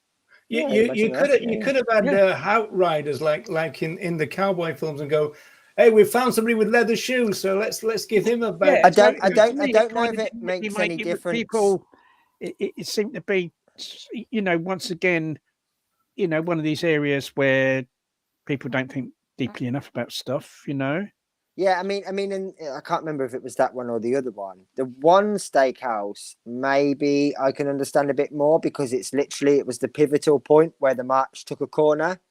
And so lots of people were naturally congregated on that corner. However, that wouldn't apply for Canada Goose or the UGG shop or the other steakhouse that they stopped at. It would only apply for that one that was on the corner. Yeah, obviously, naturally, there was some congestion. Yeah, let's get a bit of human about it. Isn't this just that this is so blatant and emotions come into it? That's what it was. I would think so. Yeah, I think so. Yeah, because it's same with the Canada Goose place, obviously. Yeah, same as like they knew it was coming up.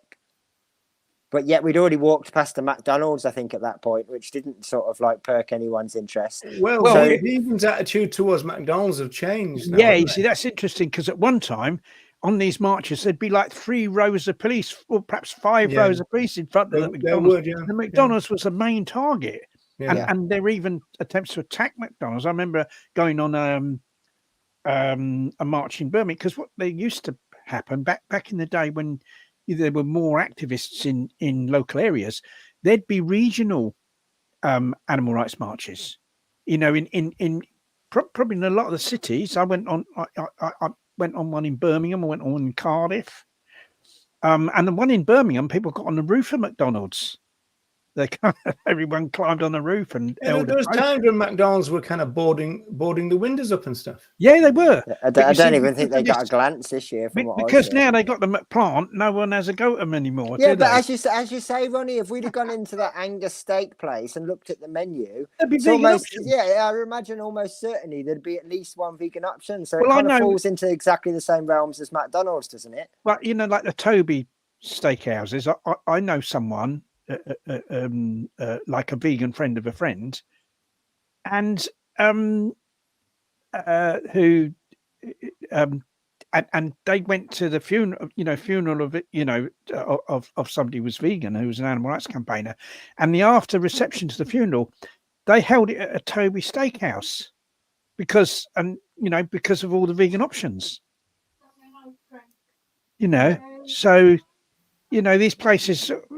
All of them have got vegan options. Yeah, no, I agree. I mean, especially even if someone turned around as well, then go, oh, they've only got one option. Well, so's McDonald's. So what's the difference? Yeah, so, I know. It's just but once again, it's this focus on supply rather than demand, in a sense that the way you kind of stop Angus Steakhouse from selling animal products. And all these other places selling animal products, the way you do that isn't really like shouting outside. It's educating people to go vegan, isn't it? That's how you put an end to it. With apologies to Deb, because I'm going to bring the name back up again. Plants and Places saying the first time they've heard that. Suppose it is interesting, isn't it? The fact well, that Trump is quite often like the polite word for fart as well. It might, it might be a bit old-fashioned. That's what kids used to say, or parents. Yeah, I think it might be from my to their young kids. days. Yeah, you go, oh, I farted, and they go, don't say that, say trumped. Yeah. Yeah. Say Sunak. Just that most people trump out of their bum, whereas Trump's out of his mouth mainly, doesn't he? That's very true. Yeah. Well, he shits out of his mouth, doesn't he? She comes out of it. Yeah. Anyway. But I think it's called Trump because of the sound, isn't it? Like the sort of like noise. I always thought that's why it was Trump. Yeah. Okay. Now, so these were. I mean, if I'm honest now, these are the kind of banners that I expected on an Animal Rights March. And to be fair, I think there was more like this. Perhaps, I don't know. So I would certainly at the very least it was 50-50. Yeah. 50-50, yeah. Now, that one on the left is absolutely brilliant. Sociologically, that's fantastic. It reads, it's a bit small, culture and tradition is not an excuse for animal use. Mm-hmm. Everything even better that it's being held halfly by a child as well. As in, that's really, really good. Yeah. Now, going back to this thing about animals have rights, right, is that I'm not sure that the banner that says animal rights, not welfare, I think that a lot of speciesists would be confused by that, don't you? That, you know, I mean, I know a lot of there's a lot of these banners at the march, but I just wonder whether people, you know, passers-by looking at that won't know what that means, will they? Not necessarily. Well, they won't realise what the difference is, I suppose. No, not just from reading that without any more information. Because I mean, I can't, even from here, I can't see what the picture is on that sign, so that's not really helping me. So if you didn't know anything about this, you wouldn't know what the necessary difference was between these things. These things need to be kind of very kind of explicit. Kind of animals have rights, or our fellow animals have rights. We don't want welfare improvements. You know, it's got to be obvious, I think. Yeah. I mean, it's like I said, it's from our point of view, we know what it means, but from the members of the public that would just be walking down the street, they wouldn't really understand what that was a distinction between. But I mean, even so, I mean, that's better than yeah, absolutely. I'd still rather everyone had a sign that nobody understood, as long as it said rights, not welfare, because at least there'd be good in-reach going on.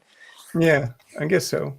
So this is 3 different ones. The one on the left is good. Pigs are our friends. Police are not. Stop calling police. I agree with that. Yeah, I agree with that. Totally. Yeah, that's right.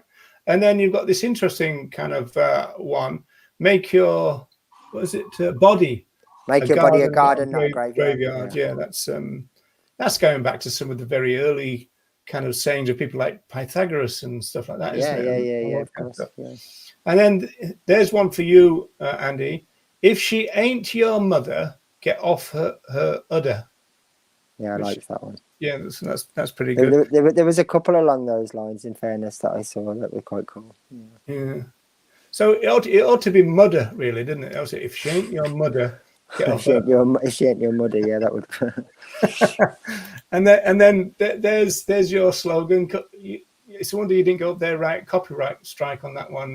Well, sadly, I mean, it was quite nice there a few of the times when there was huge chance of not your mum, not your milk. It was almost like like a bit of an entrance. But yeah, there was a number of those ones on the right that I saw. The stop animal exploitation ones, and I thought they were really effective because it's just literally stereotypical stop sign which people identify with, and it just says animal exploitation. Simple enough, clear. Yeah, well, obviously we've talked about whether the word exploitation is enough. I think the pioneers of the vegan movement certainly saw the word exploitation as meaning use. Yeah. So there's that, and then I think we might be. This is the one you wanted to talk about. This was a little bit controversial, perhaps, Ronnie. I really like this banner.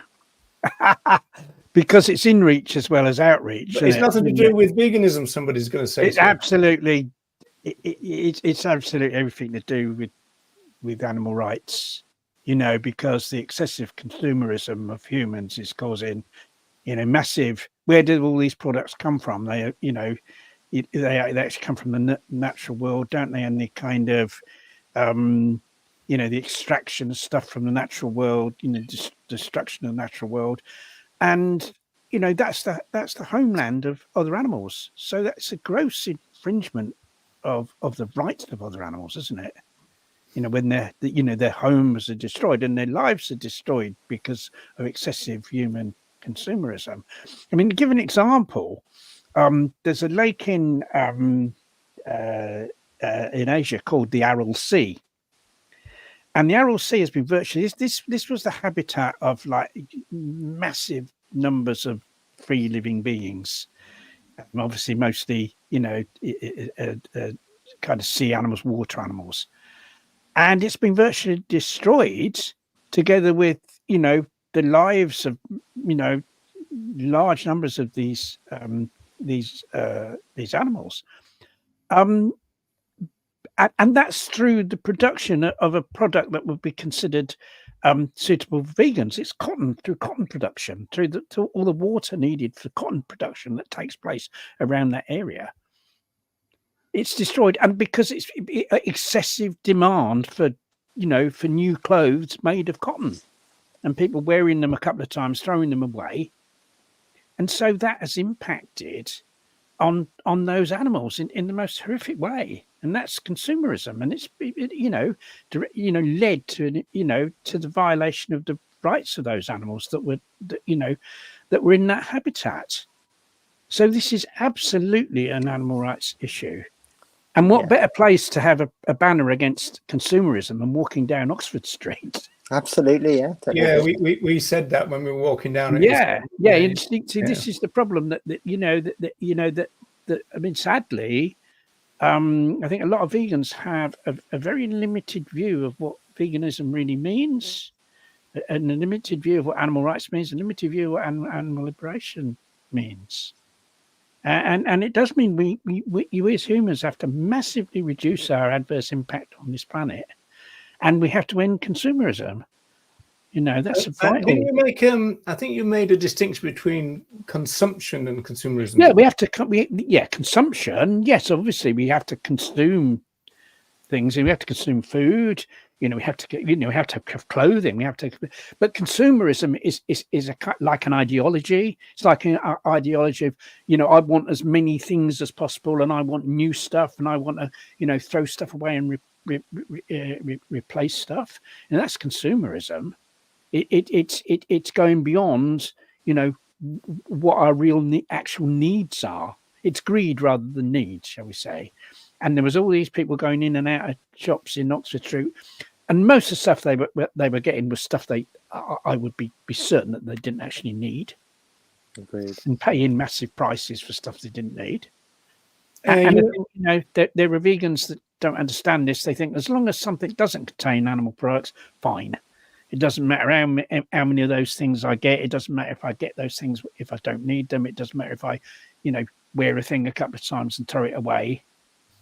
You know, as long as it doesn't contain animal products. And that's a very, very narrow view to take. And that is not an animal liberationist view or an animal rights view.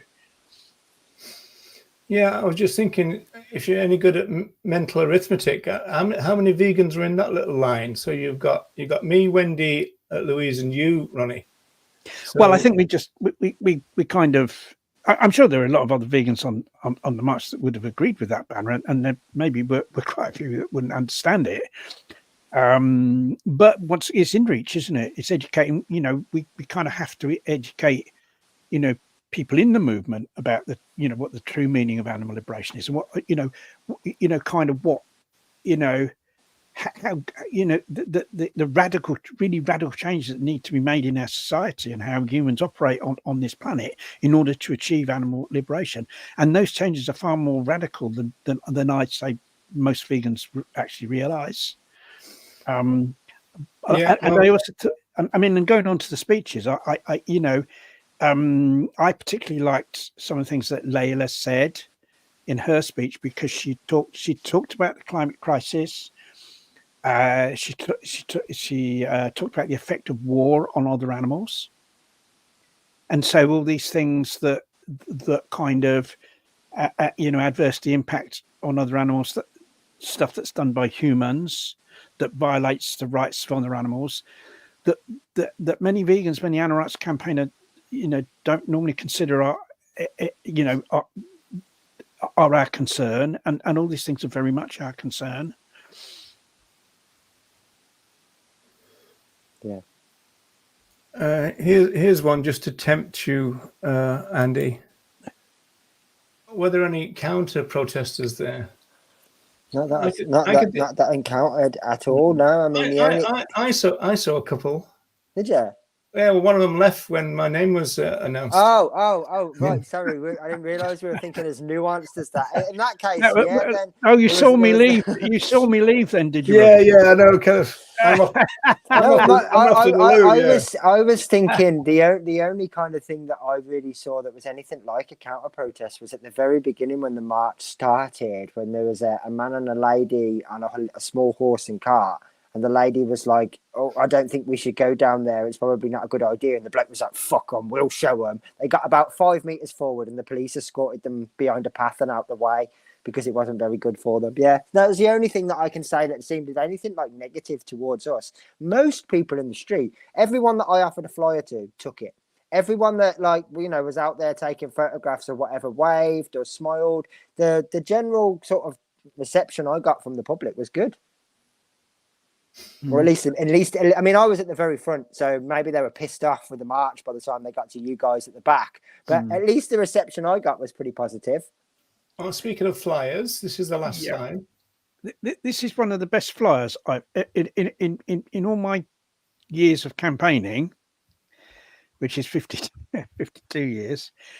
This is one of the very best flyers I've ever seen. It really is. I thought this was excellent. Excellent flyer. So this is an animal rights show one that you adapted, Andy.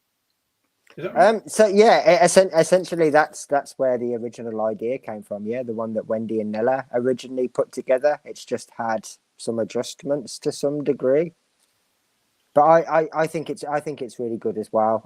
Obviously we've talked about in the past that sometimes you can get some of the free flyers and you're reluctant to give them out. I'd hand that flyer out all day, all year round to anyone. Yeah, it's brilliant. Yeah, and the reason it's good is because there's a lot of imagery. Because what we've got to realise is that most people, the average reading age in this country is 9 years old. So you can't have anything that's massively wordy, and you have to have good imagery. And I think that the text in this isn't complicated, and you've got the images. You've got a number of images there, and it's not very wordy. It's not like huge screens of reading for people to do. No. And I think that's and also you've got the links at the end, and those include internet links, and the type of places where people would go on the internet. This is available for anybody around the world to download. And if you're elsewhere, I'd suggest just maybe getting a sticker and putting your own internet links that are more relevant. Yeah. So although for this particular version, if that doesn't actually exist, for the original one that Wendy and Nella put together with their original color scheme and stuff, all of that sort of last rectangle is blank. So you for people to fill in their own details. Yeah. What you can do is, if you're a member of a local animal rights group or a member of a local vegan group and wanting to distribute these locally, what we've done on these is we've got a stamp. Yeah, that's the cheapest way. We used to do that in Liverpool. Yeah, and that's cheaper than. I mean, you can get loads of stickers printed, pretty cheap. I agree. Yeah, but a stamp is probably cheaper and we used to give out loads of national group stuff in Liverpool in the 80s, but we used to stamp every single one of them. Yeah.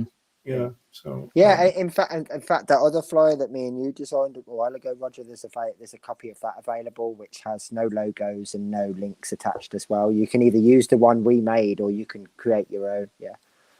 Yeah, you were saying about the reading age, Ronnie. I used to know an activist who worked at the BBC in Manchester. I told you this before. And her job was actually to take out 3-syllable words out of news bulletins. So, for example, agriculture might be a problem here, detrimental, So it's interesting that when you say about, kind of people reading, so some of these words here might actually be oppression. Oppression could be a problem, So it's interesting, isn't it? The fact that, words that probably don't, bodily autonomy, right? And so, interesting. Yeah, it could be that it could be tweaked and I'm not knocking it. I'm just building on what you were saying about the language. Screen printing might also be good. You see, I would have thought that if you were to download this, put it onto a USB thing, and go down to your local printer, especially if you've got one that's connected to a kind of resource center or something, you'd probably be able to get 1,000 of these pretty cheap, I would think. Yeah. So. And then what they do, they print it out on A4 and then both sides, and then you cut it down the middle, and that's right. Yeah. And I mean, although obviously it would lose some of the effect because they're lovely photographs in color, there's nothing stopping you having those printed out in black and white either, and just doing it yourself on a home printer or whatever. It would still have all the text would still be clear and readable and all those things. It would just be that the pictures were in black and white. That's all. I think that's a great point, because one thing that used to rile me was the fact that people used to argue that you needed to have these glossy, shiny, full color things. But what we found in Dublin was that people would take anything. So I mentioned this to you last night. One of the things that I'd not seen myself in person before was there was a lady at the start of the march, the beginning of the march, she had a huge amount of handwritten notes. Those were her flyers. So almost like she just sat there and wrote a series of all these different notes to people, and they were quite personalised from what I saw. And I'd never seen that before, but there's nothing wrong with that. This hasn't got to be an expensive, glossy flyer. If it plants a seed in someone's mind, then you could do this without spending any money whatsoever. So it's on. So I can type the link in the chat if it's easier, but otherwise it's helpgoingvegan.info, and then it's under the activism tab. Oh, all that. Yeah, all that. All that. And while we're at it, people, you can smash a like for us if you haven't done so. That'd be pretty groovy. Right. So what's left? We were going to talk about our kind of like thing about what would be good for us. There's two linked ideas: the route and dogs. So we saw quite a lot of dogs on the march, and that's always been a dodgy thing. Dogs on marches. I mean, I've seen people having arguments about that since the 80s. Yeah, I think there were some dogs that I saw that were obviously unhappy about and struggling on the march. Yeah, I think we need to understand that the vast majority of people, before we get ourselves, I suppose, in a hole here, the vast majority of people who took their dogs to the march most likely because otherwise they wouldn't have been able to attend the march. Yeah. So I suppose it's important that we're not trying to stop any of these people coming. It's more just an idea about, for example, hypothetically, if the march did a route that was circular, those people with the dogs could remain at the initial starting point because that would also be the ending point. Or they could do a small amount and turn around and go back because they know where they're going to be. Obviously, when you're going from point A to point B, that you're going to have to walk there if you want to be there. Whereas if it's a starting point and the ending point are the same, people could walk the first third and then turn around, or they could remain there throughout. Yeah, I'm torn on this issue actually, because I generally agree with what Jennifer's saying, but some of them are small enough to be picked up and carried, because obviously you got the thing about scorching hot tarmac and that kind of stuff. Yeah. But also some dogs absolutely love the attention. Of course. And obviously I know definitely from some of the people that I know personally, if they can't take the dog to outreach with them or the event, they don't go. Because the dog's got separation anxiety or maybe some other problem. This route thing would solve that, wouldn't it? Again, we're falling into the territory of there's only so much that people can do to try and mitigate these problems, but having a route that had a starting point and an ending point, ideally like a park, for example, would provide these people still being able to come. And if they don't want to take part in the actual march, say it's really, really hot again next year, they can go and find a shady spot in the park and wait an hour and a half or so for the march to come back and still listen to the speeches. They're not excluded. And then there's also that thing that Ronnie brought up yesterday, Ronnie, that you could have some speeches before March sets off and some. There were, I mean, some of the National Animal Rights Marches I went to sort of prior to COVID. I mean, and I remember particularly one where I think there were 10,000 people took part. There was some. I know it started in Hyde Park. I can't quite remember where it ended, but there were speeches both before and after. Like a small number of most speeches were after, but there was one or two before, and that's probably quite a good way of kind of sort of, because I think if you have loads of speeches one after the other, then I think people lose, drop their attention, don't they? Whereas if they were split, also, I think the other thing that sometimes you might struggle with too is if you say you've got like 6 speakers.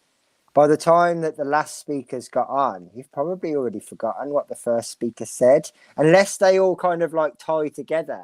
If, let's say, you've got 6 speakers that all speak about 6 different issues, you're probably only going to remember the last 2. Because, there's so much to try and take in a short period of time, and there's only a few minutes break, isn't there, between each speech? So yeah, I would say that's the other way around. I think you invited me to speak last because you knew everybody would be asleep by the time I started, or everyone had gone to get their train. I think that's the same with a lot of these things. People quite often, even at a concert, they remember the encore more than the middle part, right? Like they remember the part that they came out of the arena still singing or whatever it is. So yeah, I think that would kind of like. Well, this is the advantage of having it recorded, of course, and then that brings up the thing about the sound quality, doesn't it? Yeah. Well, yeah, that was definitely one of the things that since the march happened, from conversations on TikTok and everywhere else, that there was a number of people that said, "Can anything be done about the sound?" But I mean, I don't know the answer to that question. From what I understand, I think a lot of the complications were the fact that Parliament Square is quite kind of touchy about what you can and can't do. The rules there are stricter, I think, than they would be in certain other places. But realistically, I think again, it probably comes down to a question of price, budget, availability. Like I'm sure there are certain things that can be hired, but obviously they cost money. They've got to be transported there. Someone's got to look after them, which again would fall back into the route.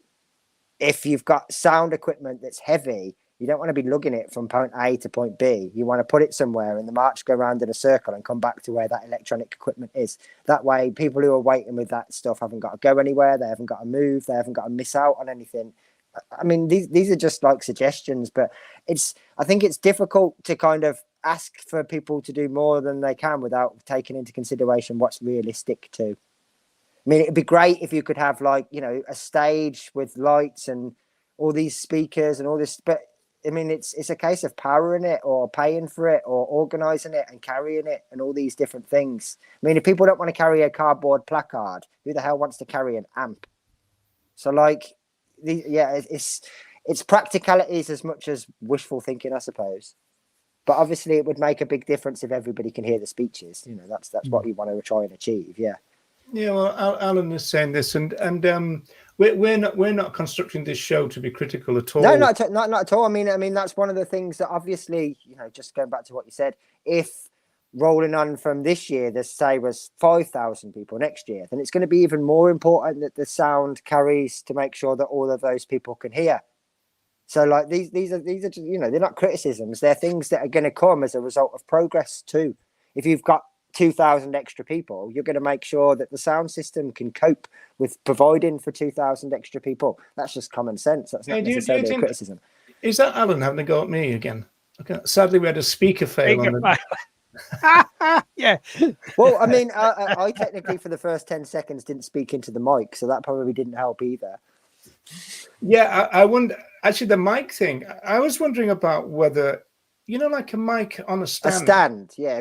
Yeah. Obviously, again, no, yeah. But I mean, the point is, it's not going to make it any easier because I mean, you want to be able to do that. It may well keep the mic in a place, so there's people that have got paper or any of those things. But again, this is like someone's got to carry it, right? Someone's got to make sure that it's there and all of these things. And so yeah, and unless kind of there's going to be some outside help, there's only so much that people can do. And obviously, all this stuff's got to be looked after. It's, you know, if you borrow it from certain groups or whatever, it's got to be returned in good condition, which means people have to stay with it. I mean, London's not the safest place in the world, is it? So, like, we need to make sure that expensive sound equipment and all of that stuff is well looked after. And also, the other problem is, as we mentioned earlier, we were lucky this year with the weather. What about if it pisses down all day? How do you keep the speakers safe and dry? And yeah, so I don't know. Those are the complications I don't know all the answers to.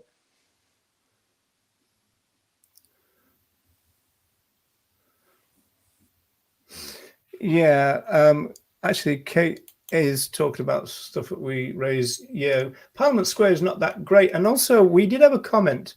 It might have been on my YouTube. I'm not sure about Parliament are not even sitting.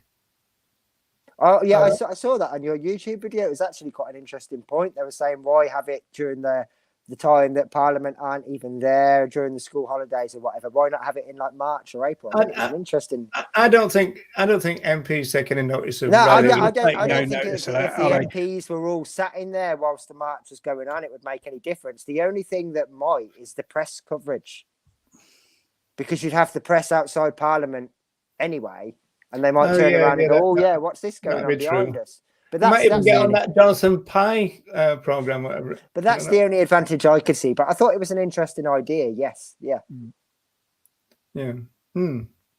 Okay, well, I think we probably cleared it. Oh, Ronnie. Oh yeah, Ronnie's got he's got the fuel question about resources and the amount of petrol and diesel used. Yeah, I mean, I think this arose about. I mean, there's obviously. Sadly, once again, as was the case a couple of years ago, there's big controversy over the location of next year's vegan campout, and I think in relation to that,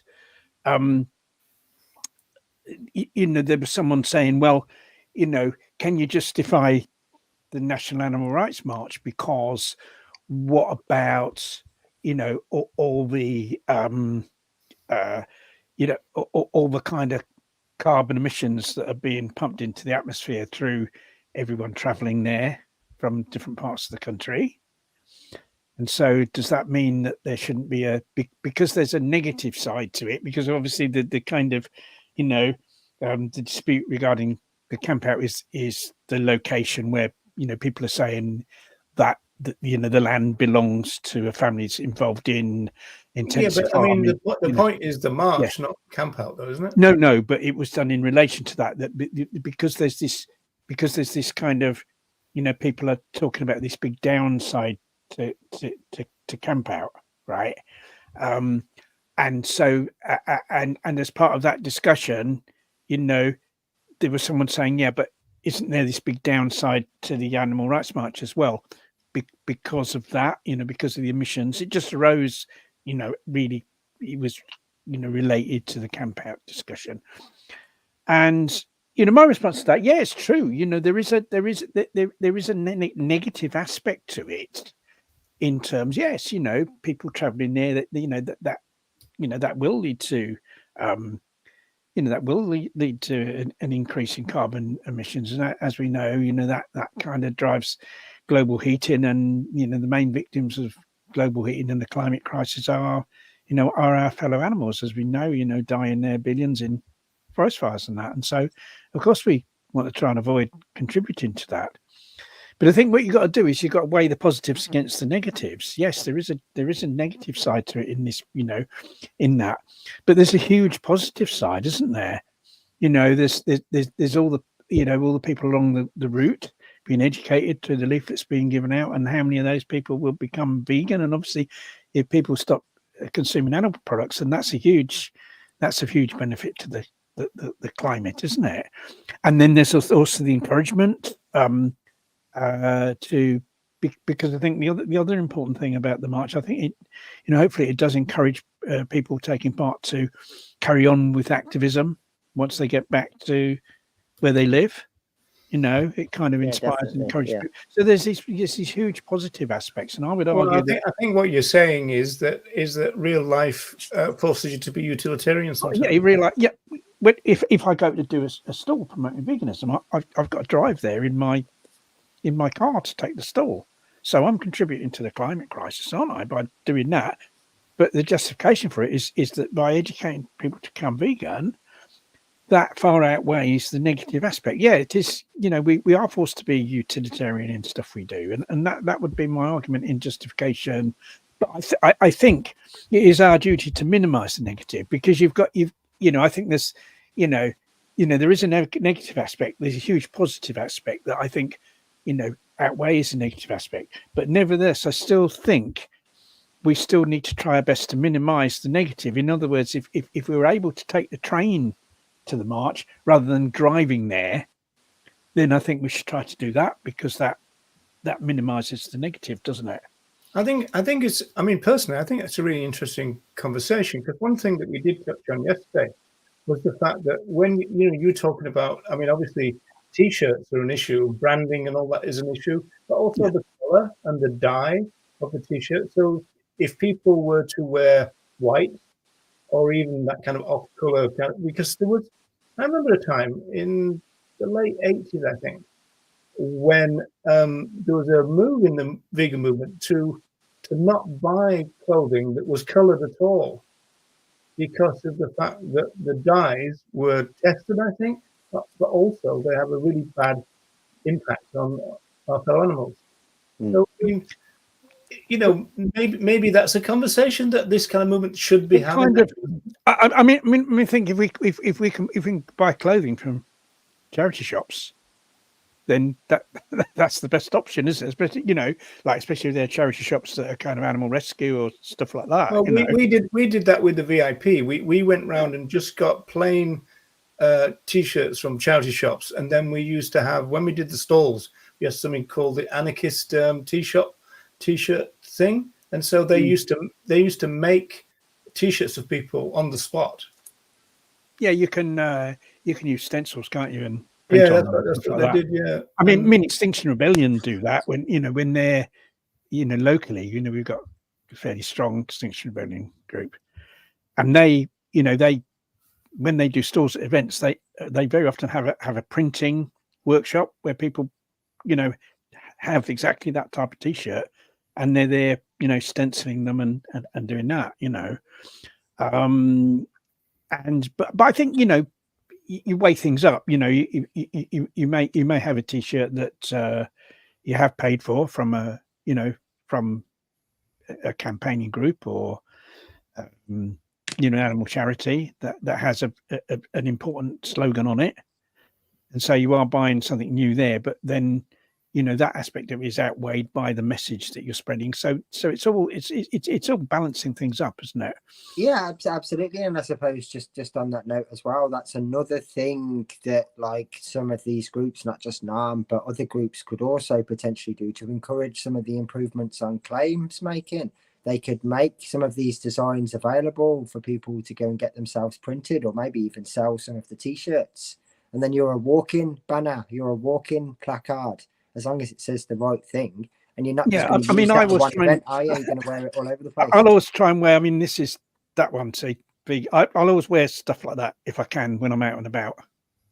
Yeah, because I get very few people say anything to me, and when they do, it's normally, I get people say, "Oh, are you vegan?" I'm vegetarian, but I want to go vegan, and that, I'll have a conversation. And I love it when people start a conversation like that. You've got a big vegan thing, and are you vegan? They go, yeah, they do. Yeah, I was going to say, no, I'm not vegan. This is I stole off the vegan. I've just mugged. But they do, and so, but even just seeing it, somebody just sees that, then that might get them thinking. You don't know, do you? It puts an idea into people's heads. So I think I used to in Dublin when I wear the VIP stuff, and even when I used to wear the Vegan Island one, which was white. The VIP one is white, but I did have a black T-shirt, and then I've got a black sweatshirt, and people often would ask questions because on the basis of yeah. I've got one of the Vegan Island ones that Oh yeah, well let's not go there. That created the end of the group. You smashed the group up. I went to Ireland and it resulted in the end of Vegan Ireland. Yeah, it did. Yeah, that's another story. That's another story. Yeah, save that story for tomorrow night. Yeah, it was a dispute over t-shirts, wasn't it? And yeah. We can talk about that on TikTok. We can talk about it another time. But I like that t-shirt. I still wear it, even though I don't think the website works anymore. That's on there, but it's a funky design, isn't it? That one, I do like that one. I do wear it. Yeah, it wasn't too bad. Actually, we ought to advertise tomorrow, shouldn't we, Andy? Yeah. So it's on my TikTok, which if anyone's looking for the is Poems FTA, as in poems for the animals. But the easiest way to find me is to just type in "not your mum, not your milk," and you'll see. But we'll be live from 9 p.m.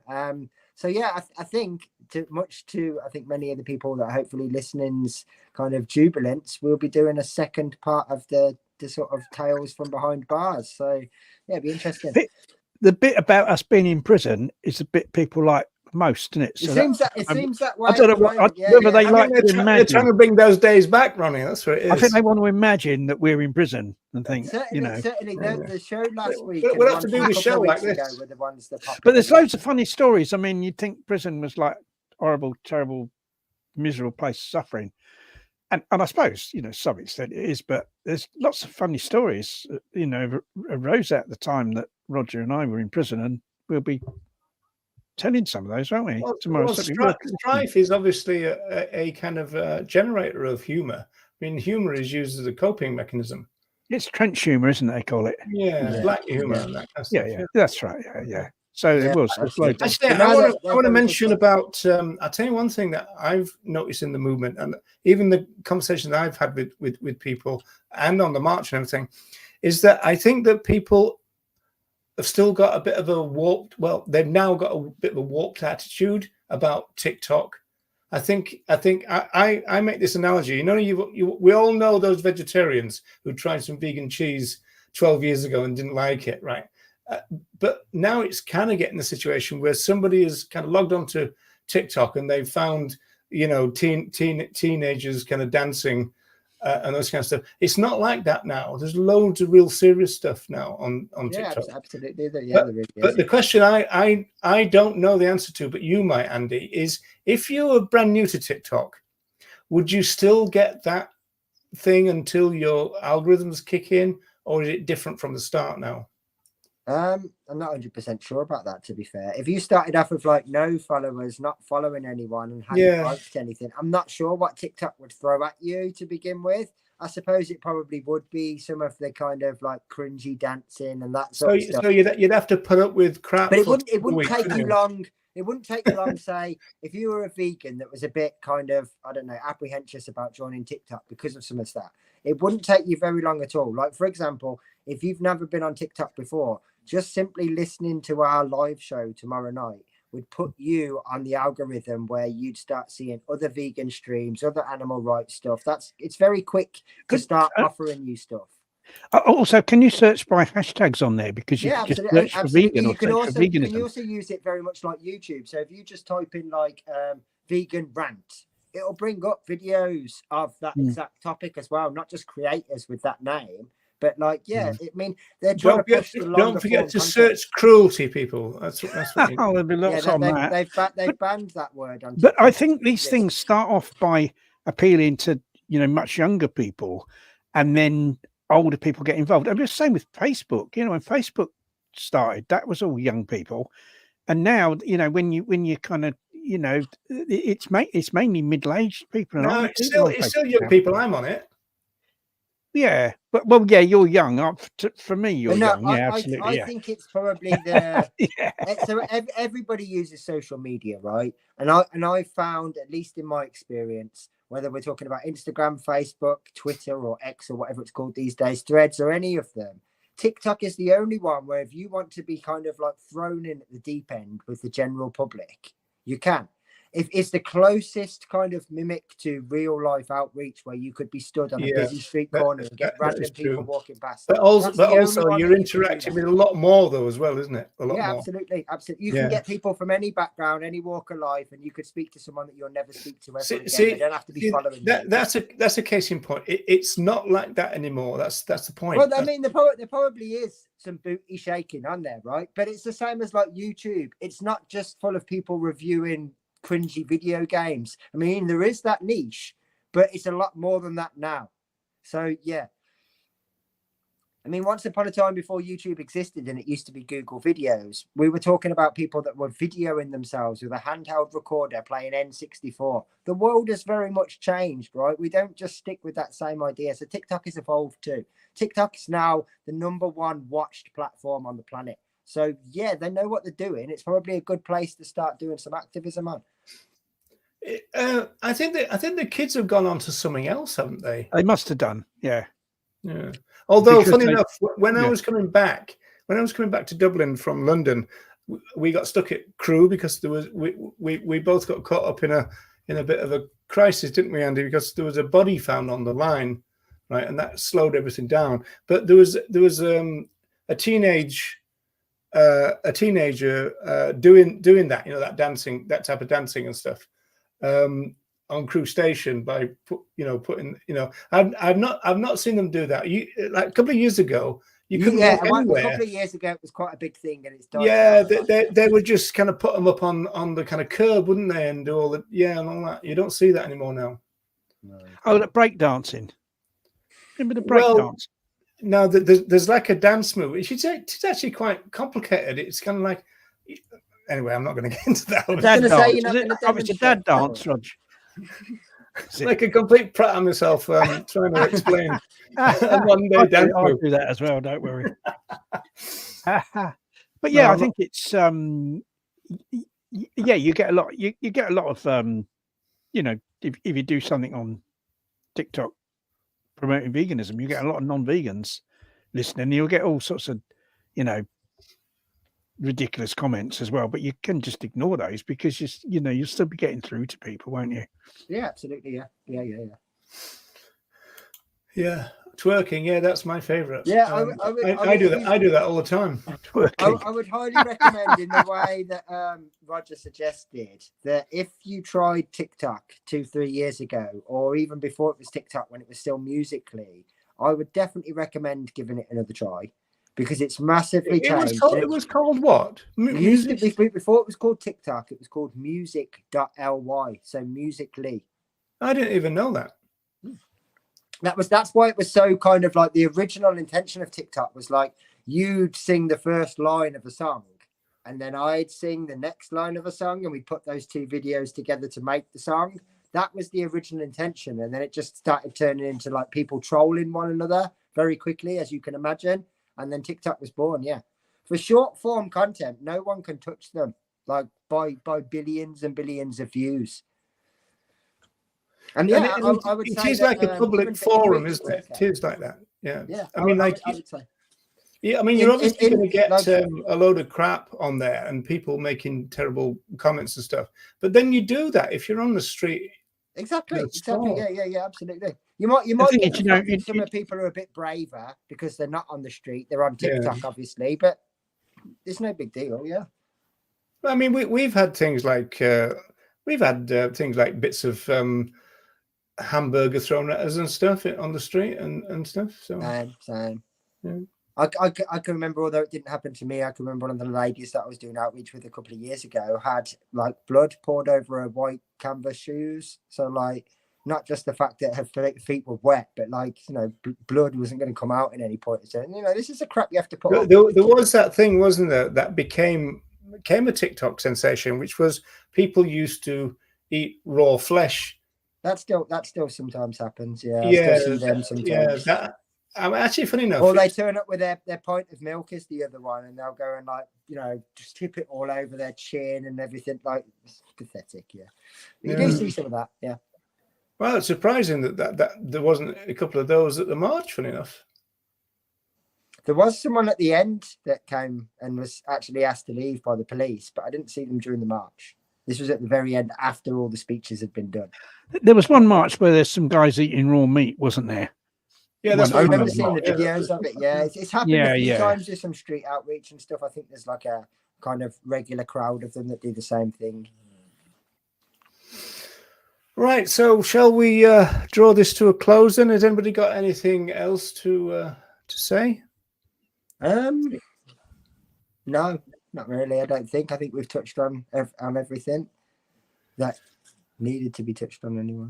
Well, I'm looking at my notes, which are very disorganized. But yeah, I mean, I suppose just very quickly whilst you're doing that, I mean, despite potentially all the criticisms or however you want to look at it that we've had, I, at the very least, really thoroughly enjoyed the march, and I don't think that there was too much more that they could have done. Well, I think the feedback was overwhelmingly positive. Yeah, I think the organisers, need a big round of applause because